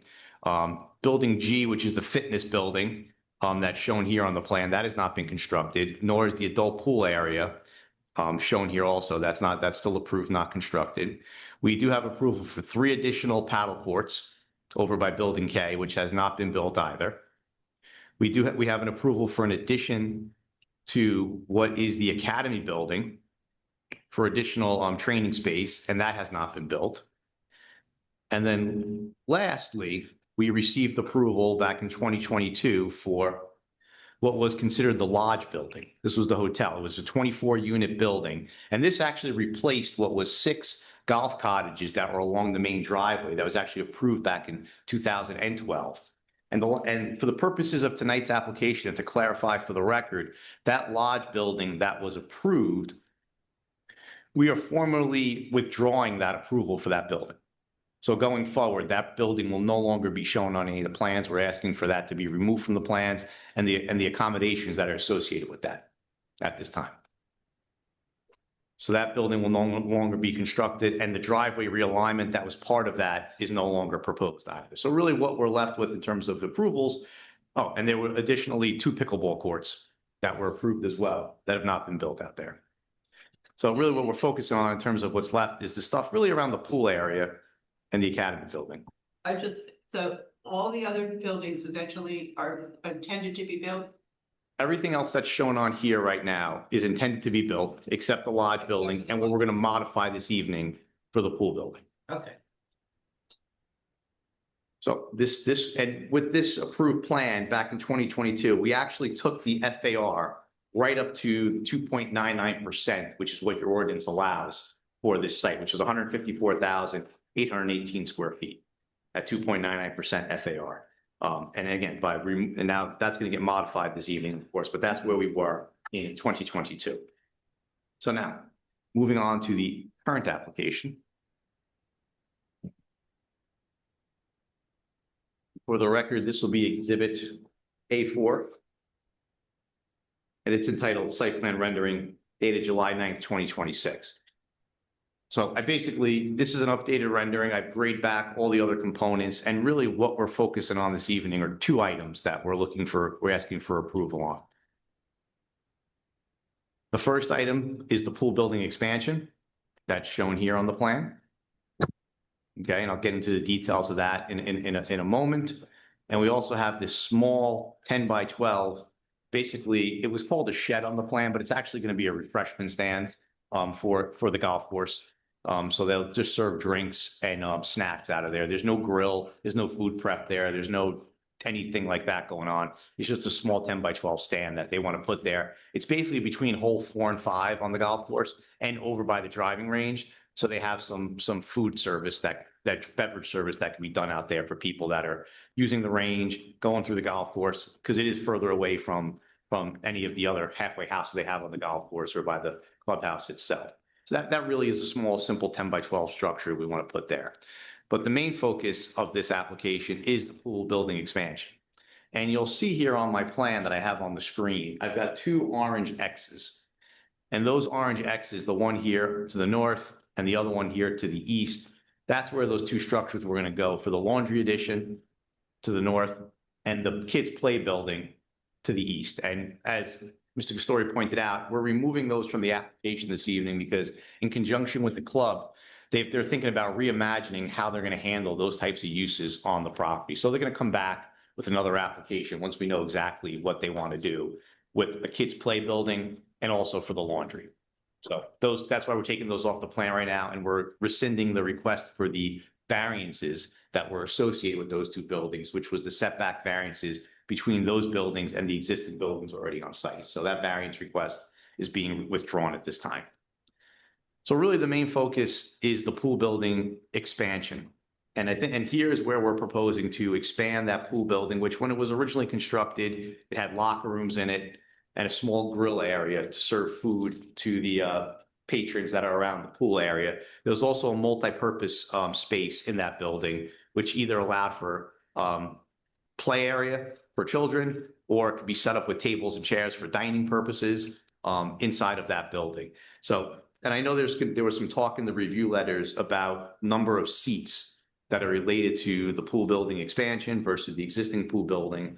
So I just want to get on the record that currently the existing pool building and the patio area outside of it, kind of where the letter F is on my plan here, okay?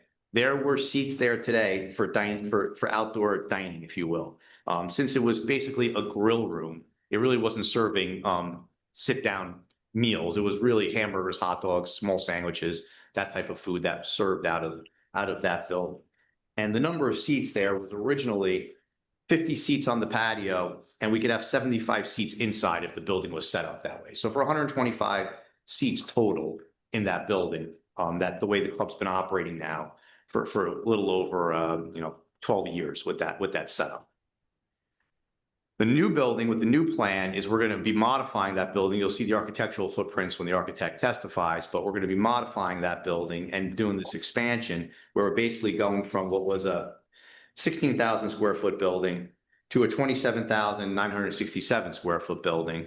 And that expansion is going to have 3 levels. There'll be a basement level for food prep and storage. There'll be a first floor level for dining space. And then there'll be a second floor level for basically office space related to the club's use for managing the property. Right now, the club has a trailer that they received a special use permit for on the property for additional office space. That's out there now. I think they just renewed it. And the purpose of that trailer was to hold them over till they're able to get this building completed and add that additional office space upstairs for operational purposes. You can see that on the floor plans that the architect prepared. And essentially, in order to construct the building, we have to take down the existing play area. There's a playground there now. We'll relocate that to an open space area somewhere on site. We haven't decided exactly yet where to put the playground, but we will sort that out. We need to eliminate some parking spaces because the building is encroaching into the parking area. So we're eliminating and removing some spaces in and around the building and reconfiguring the drive aisles here to provide vehicular access around the building, adding a new sidewalk for pedestrian connectivity, adding 2 ADA parking spaces to the southeast of the building here, as well as we're adding an EV charger with 2 EV spaces to meet the EV parking requirement for the site. Originally, when we had the lodge building approved, and I know it's a little bit grayed back over here, but you'll be able to see it in a second. So we had the original lodge building approved. We were proposing 13 parking spaces on this northern part of the parking lot. Those spaces we intend to construct as part of this application, even though we don't need the lodge building anymore, to offset the fact that we're going to be removing parking spaces from around the building here to be able to effectuate this construction of this new building. In total, we started with 487 parking spaces. With the reduction in parking, we technically end up with 483 parking spaces. So we lose 4 parking spaces, but the EV credit, because we have 2 EV spaces, we get an EV credit of 2 spaces. So technically we have 485 spaces with the EV credit, but really there's 483 now with this change. And to put that into perspective, the club's been operating since 2014, basically after they did all the improvements. The approvals were in 2012. By the time they built the parking lot and all the improvements was 2013, 2014. They've been operating for over 12 years now with the current parking configuration, and there's been no issue with operations between the golf course, the pool, the banquet facility, the banquet room that's there and everything else that goes on the property. It's been more than adequate for their needs. So a loss of 4 parking spaces in total is not going to impact their ability to function and operate in terms of the site and for parking.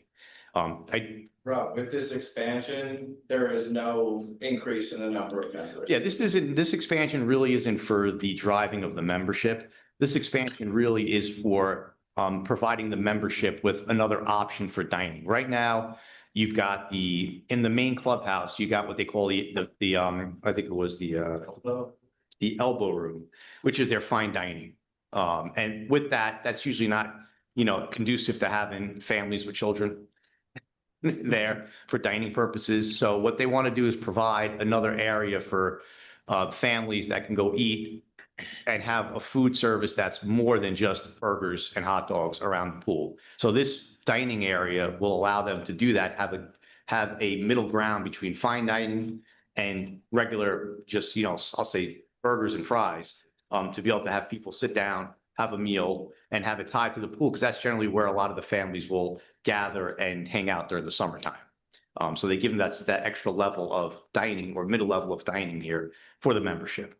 This building will be open, just like the clubhouse is open year round. This building will be open year round for dining, but it's only open to members. This is not a dining that's open to the public. So it's just to be clear on that, there's no public facilities here. This is all membership use only for this building. I know there's a comment in the review letters about whether or not this was going to be open to the public, and it is not. So I think just to also put on the record, I know in Mr. Banish's letter, you had asked about the number of seats in the clubhouse building. This was approved back in 2012. I just want to put it on the record for reference purposes. In the existing clubhouse, there's three main dining areas. You've got the banquet facility, which is allowed up to 300 seats. That's been since the 1970s when this was originally opened. You've got the elbow room, which has 88 seats. That's their fine dining. And you have in the back of the clubhouse that goes out onto the patio, the grill room, which has 155 seats. 90 of them are outdoor and 65 of them are indoor. But that grill room is basically open for golf, for people who are golfing. It's closed in the wintertime. The fine dining is open in the winter year round. And now we're going to have the pool building, which will have dining open year round as well. So, and Rob, just to do an apples to apples, you mentioned 50 patios, 75 inside. What does that number increase to now? So it starts at 120, it goes from 125 to 249. So 124. Thank you. More seats. So, I mean, that basically covers the proposed application this evening. I do want to point out, we do have some stormwater management that's part of this application for this building. It is a major application. It continues to be a major application since 2012. I know Mr. Farrar had some comments in his review letter about stormwater. We'll certainly address those comments to his satisfaction, but that's been designed in and around the pool building footprint itself. And then as far as lighting and landscaping goes, we are not really proposing any new lighting. We do need to relocate a couple of existing light poles in the islands here because we're moving those islands a little bit, but those lights exist today. We're going to reuse them. So we're not changing the light levels that are out there. We're going to keep the same lights that are in place. And there are no proposed changes to any of the paddle or tennis courts in terms of lighting. That was approved in a number of applications ago. We're not modifying any of those lighting on any of those facilities that are there.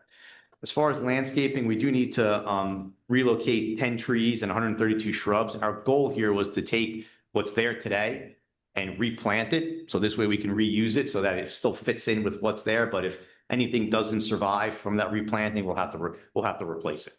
So those 10 trees and 132 shrubs are what we're going to relocate to in and around this building from what's there today. And again, if they don't grow, if they don't take to the replanting, we'll have to plant new ones.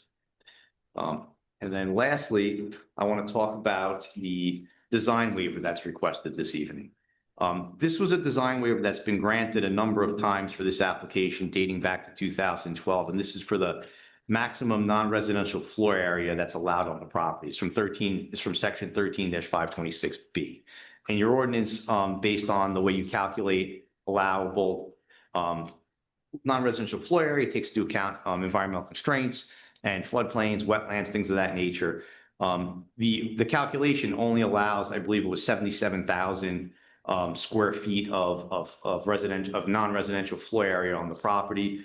On the 2022 application, we were granted a waiver up to 150, just make sure I get the number right here. It's 154,818 square feet, which is 2.99% FAR, floor area ratio.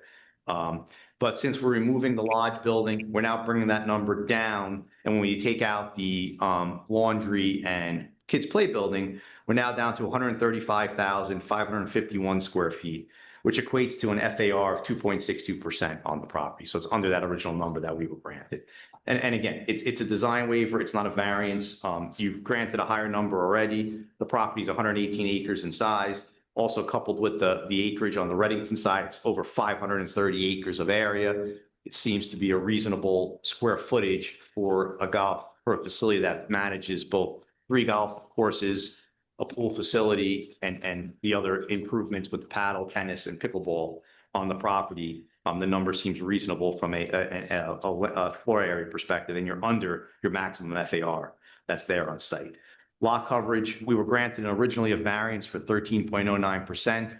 With some of the changes over the last couple of years, with this application, we're still under that number at 12.3%. So we haven't built it out to the maximum that's allowed on the property based on that original variance. There was a phasing plan that was submitted with the application. We are going to amend that because it had some different tiers for different phasing that we were going to construct, but we are going to look to build this building and that parking now, and then the other items would be phased individually and built, over time, depending on the club's timing of that work. So I'll make sure we update that plan and provide it to the board engineer for going with the application package. That basically covers my direct testimony. Rob, it seems that you're going down actually, and you're going from 2.9 to 2.62. Yes. So reducing what you want to do. What about is there a septic there, or is there sewer? This property is actually serviced by a treatment plant, and they have a permit that allows basically discharge to the river. That goes back to when it was granted in the 70s. Is it not going to affect this? No, be within your range or yes, whatever limits. It's within the flows. Yes, this will not affect that. Okay. Anybody else on the board? Madam Chair, Yeah. I had a conversation earlier today with Rob. One of the things I mentioned to him was that there is a dumpster that collects the grease from the kitchen out by the pool. Okay. That sort of sits out in the middle of a gravel area and probably could be managed differently than it is. I'm just wondering where that's going to end up. I spoke to the club about that today, Mr. Banish, and it's actually right over here on the plan right now. It's been there just for ease of access to it, but they will relocate that and put it in the trash loading area that's by the existing clubhouse, which is over here. So that'll be, because there's already a grease container there as well. So it'll be managed out of there, and they will not be keeping it over in that location anymore. Thank you. That's all. I just had kind of 2 comments. The first is on the lighting. I noted in my plan to do this about some special changes in the fixtures, but if they're relocating the fixtures, then I don't think we should be changing any of the color temperatures on that. I'm okay with it. Second thing is, as it relates to landscaping, I said, they've got to replace everything. My concern is they're going to dig up this landscaping and they're going to build this building for 8 or 9 months. And that landscaping is not going to be able to be planted, so they're going to have to nursery it someplace. And that's where you'll lose the plants. That's why you're going to lose. If they don't make it, then we'll have to replace them. Okay. We take your word. Okay. I guess we can open up to the public for any comment. Questions? So again, if you are online, you can raise your hand or unmute yourself, or if you are in the building, you can come up to the podium. There's a microphone there. I kind of think everyone that's online is a professional or one of us. Okay.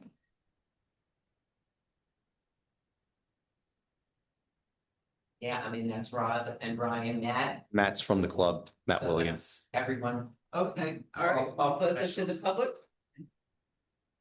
Ready to go. Thank you very much.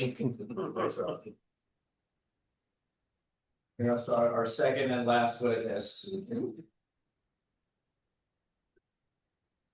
No, I apologize, can I just make one comment? For Mr. Ferraro, Mr. Vanish's review letters will address the technical comments in their letters as to if there's a condition of, if the board act favorably upon as a condition of approval. Sure, absolutely.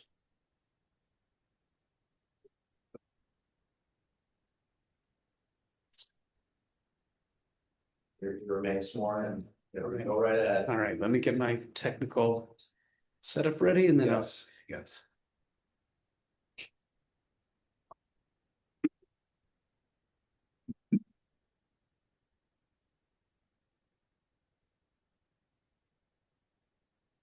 All right, worked.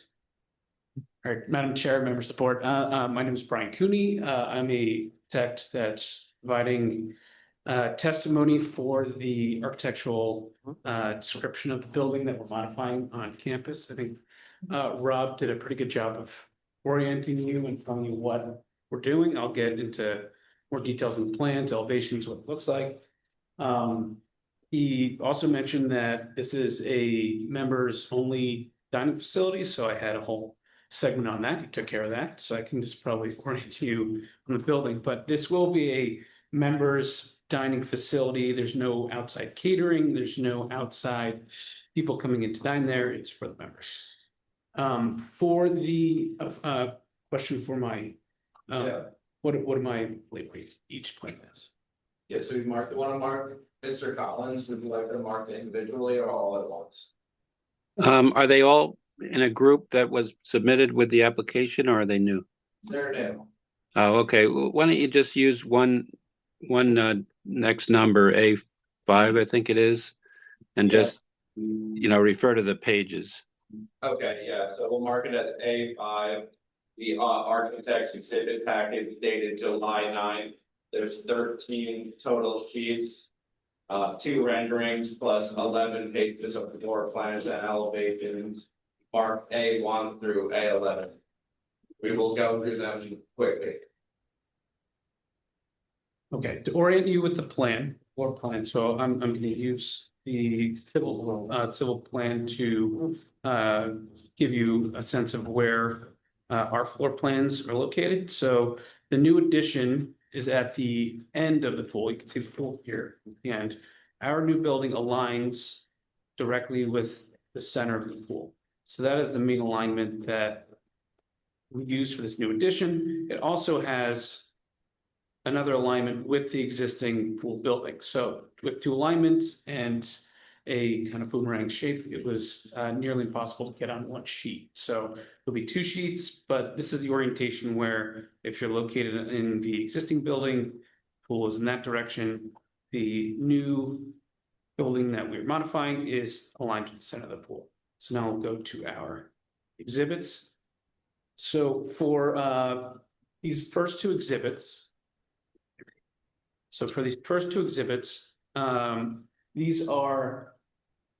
it's an older rendering, but it does give a sense of the materiality of the building, the roof material, slate roof material that we're going to use, the stone facade, the stucco. So in general, the new addition that we're proposing will look in general like this. Not exactly like this, but in general, the roofing, the wall materials roof will be similar to this. Here's another rendering. Our facade will look similar to this. It's not an exact rendering because this is a version, but we thought it was important for the board to see what the building will look like. Our intention is to match many of the club materials, the clubhouse stone, roofing materials.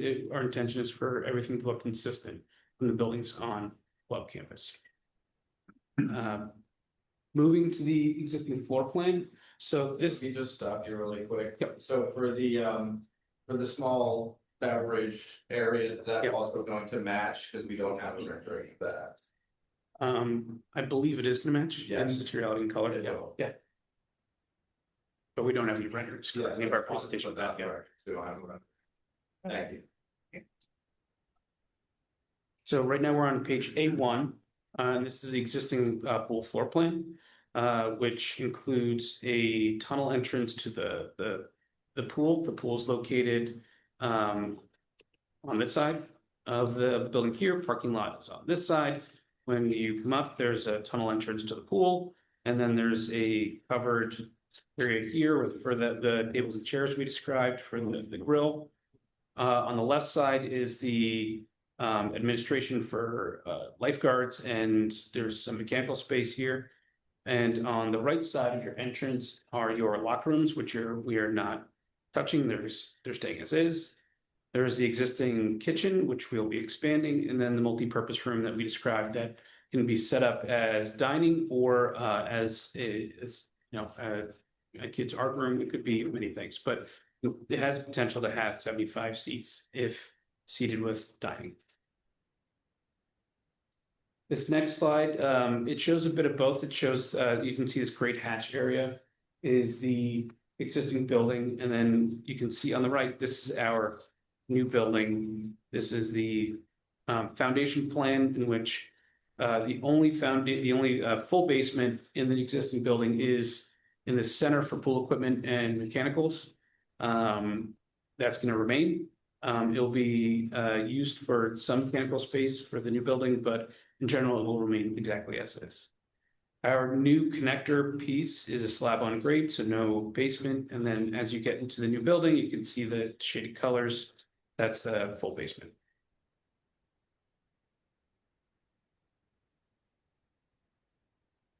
This is the basement of the new addition. So the other building we were looking at is oriented this way. The other basements in this area over here. So now we've changed orientation, aligned with the pool. And this lower area is mainly for food prep, refrigeration, bathrooms, and staff lounge and bathrooms. It's basically, it's anyone who works in the kitchen, this is kind of access for them for rest or food prep. It's accessible by the elevator, so it's ADA accessible. You can see this is the south entrance here off the parking lot side. Let's see, to give square footages, in general square footages, it's about 6,200 square feet. And again, I explained that this is the emergency access out of these 2 points. So moving upstairs, this is the new plan for the renovated existing pool house building. As you can see in the pink, the kitchen has expanded into the multi-purpose room. So there's about 2,300 square feet of renovated square footage here of existing in this area I've highlighted. And then there is the new kitchen area, which is about 1,100 square feet kitchen area to support the new restaurant and dining facilities. Moving to the main dining floor. So the first floor is dedicated to dining.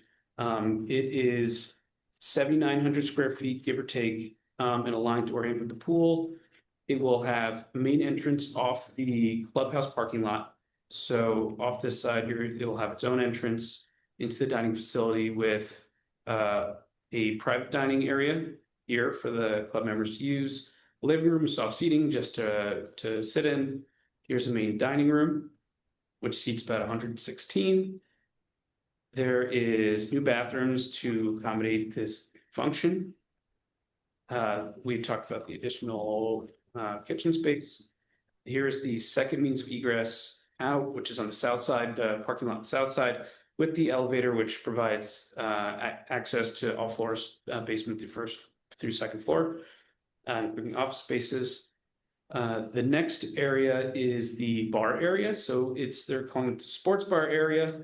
This is going to have tables and chairs in this area along with the bar. This will be casual dining for people off the pool or just coming off the golf course. And then there's an additional outdoor bar area, which is next to the pool, which is about up here. The main use is all dining on this floor. So any of these other spaces are in supported dining. There's pickup windows, there's bathroom storage. It's all in service to the dining in this area.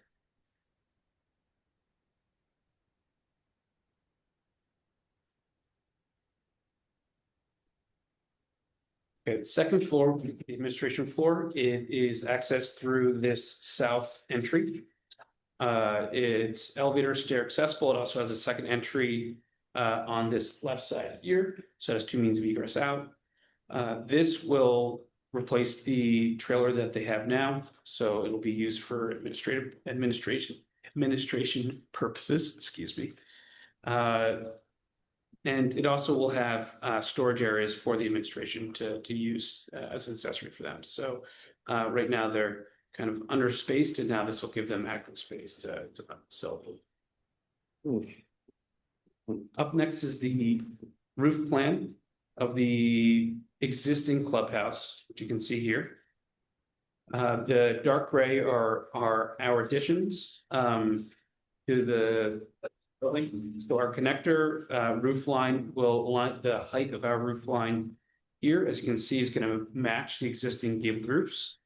And the other addition, which we can go back and plan, there's one other addition here where there's a pickup window for takeout. If a member would like to pick up takeout to bring home, they can grab it there. It's not a drive-through though, right? No. I mean, we can set that up. The mayor loves to drive. Only members can. But that's it for the roof plan. Not much else to explain here. We're matching roof lines as best we can, and we're matching materials with the rest of the club. Same here. This, as you can see, this cruciform is the main roof space. It allows for the administration spaces below. These areas, as you can see in the corners, are flat areas that in these back areas here and here will have HVAC equipment, which will be screened. This is a higher roof here. And it actually is a similar idea of what they did with this existing pool building. This is actually about 10 feet down from this peak. So all the HVAC equipment is completely hidden behind the roof in here. It's kind of like a pool, it's like a sunken area for HVAC equipment. We're utilizing the same exact idea here and here for our HVAC equipment, so you can't see it. The main entries will all have metal roofs that will match other metal roofs on the club, at the club. It'll be a standing seam roof or something similar to match the existing materiality. Moving on to the elevations, this is the existing pool building. You can see this leader here is fairly small, but you can see that this is the existing building. Here's the tunnel entrance to the building right now that brings you to the pool. And here is the entrance to that multi-purpose room. It's over on this side. This would be the area where we install the pickup area. And then another addition to the existing facade is that we're going to be adding stone, 2 portions of the existing facade to match the main clubhouse and our new addition. So it all tie together with the exterior facade. Another thing to note is that this ridge line that we're proposing, this is the connector between the main addition, is where we're matching the gabled roof lines. We're not going above the existing gable with this roof. We're staying with the existing scale of the building.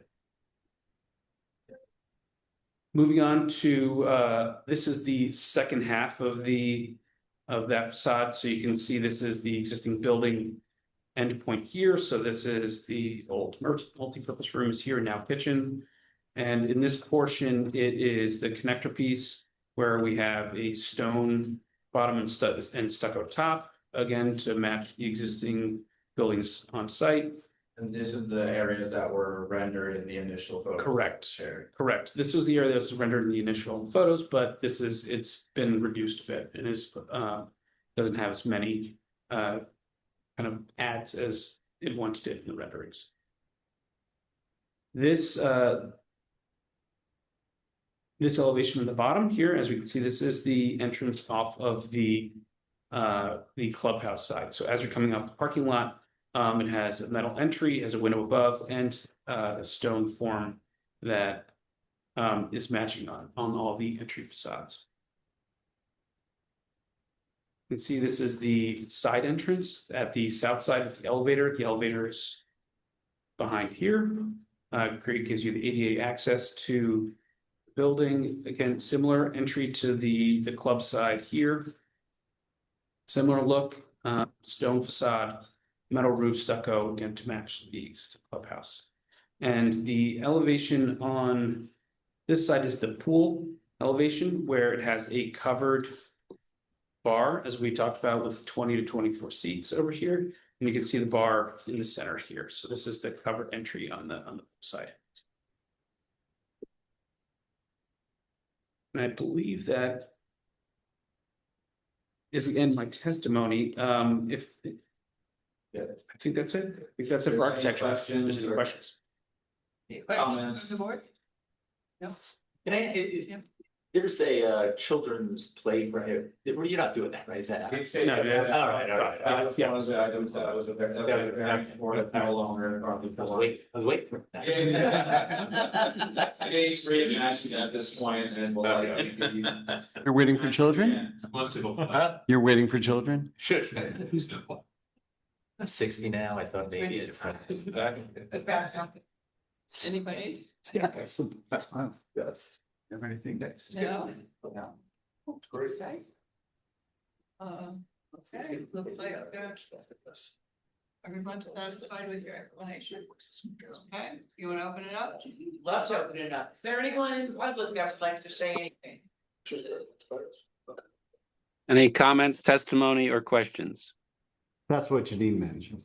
Mhm. I just know there's no public, so There's no public? I have fun asking.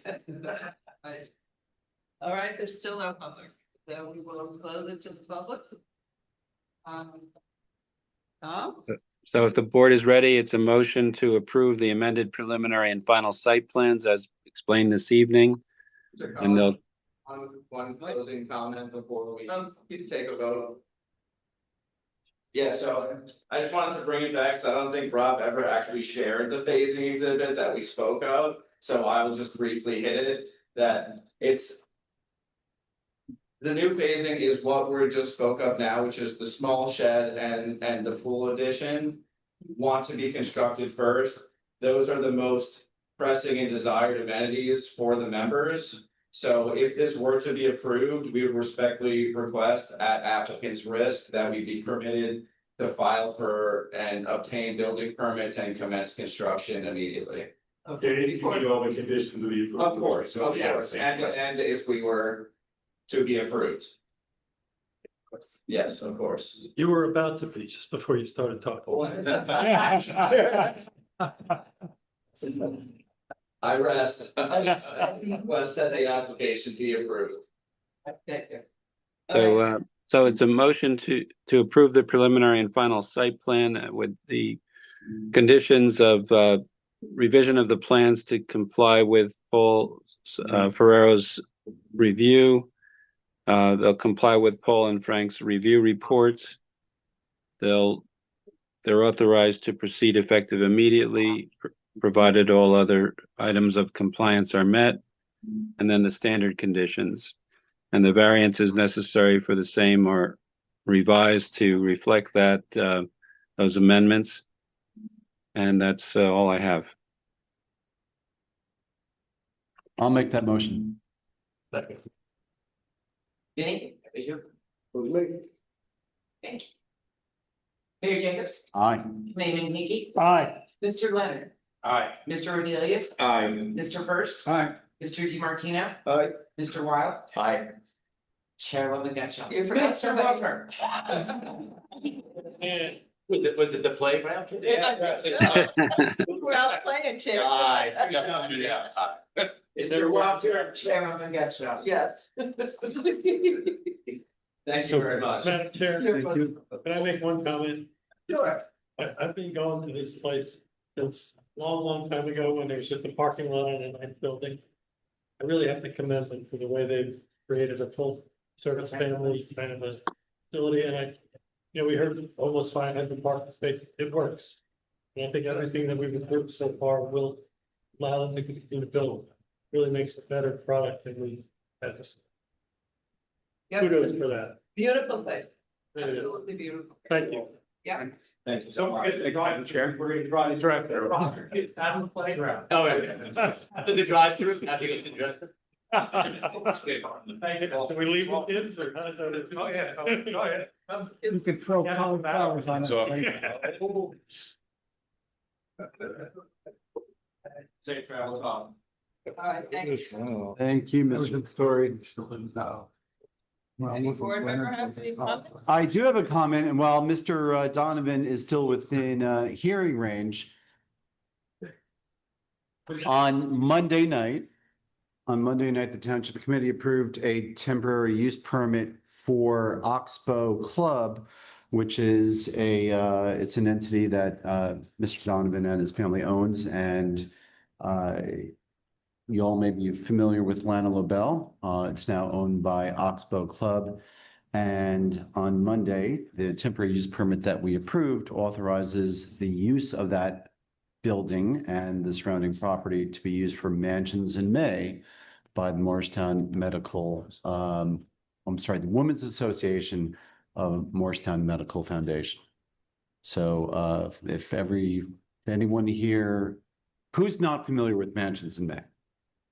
So everyone is familiar with it? Let me explain what it is, for those that don't know. So Mansions in May is run every few years by the Women's Association. It's a fundraiser done that's performed for Morristown Memorial Hospital.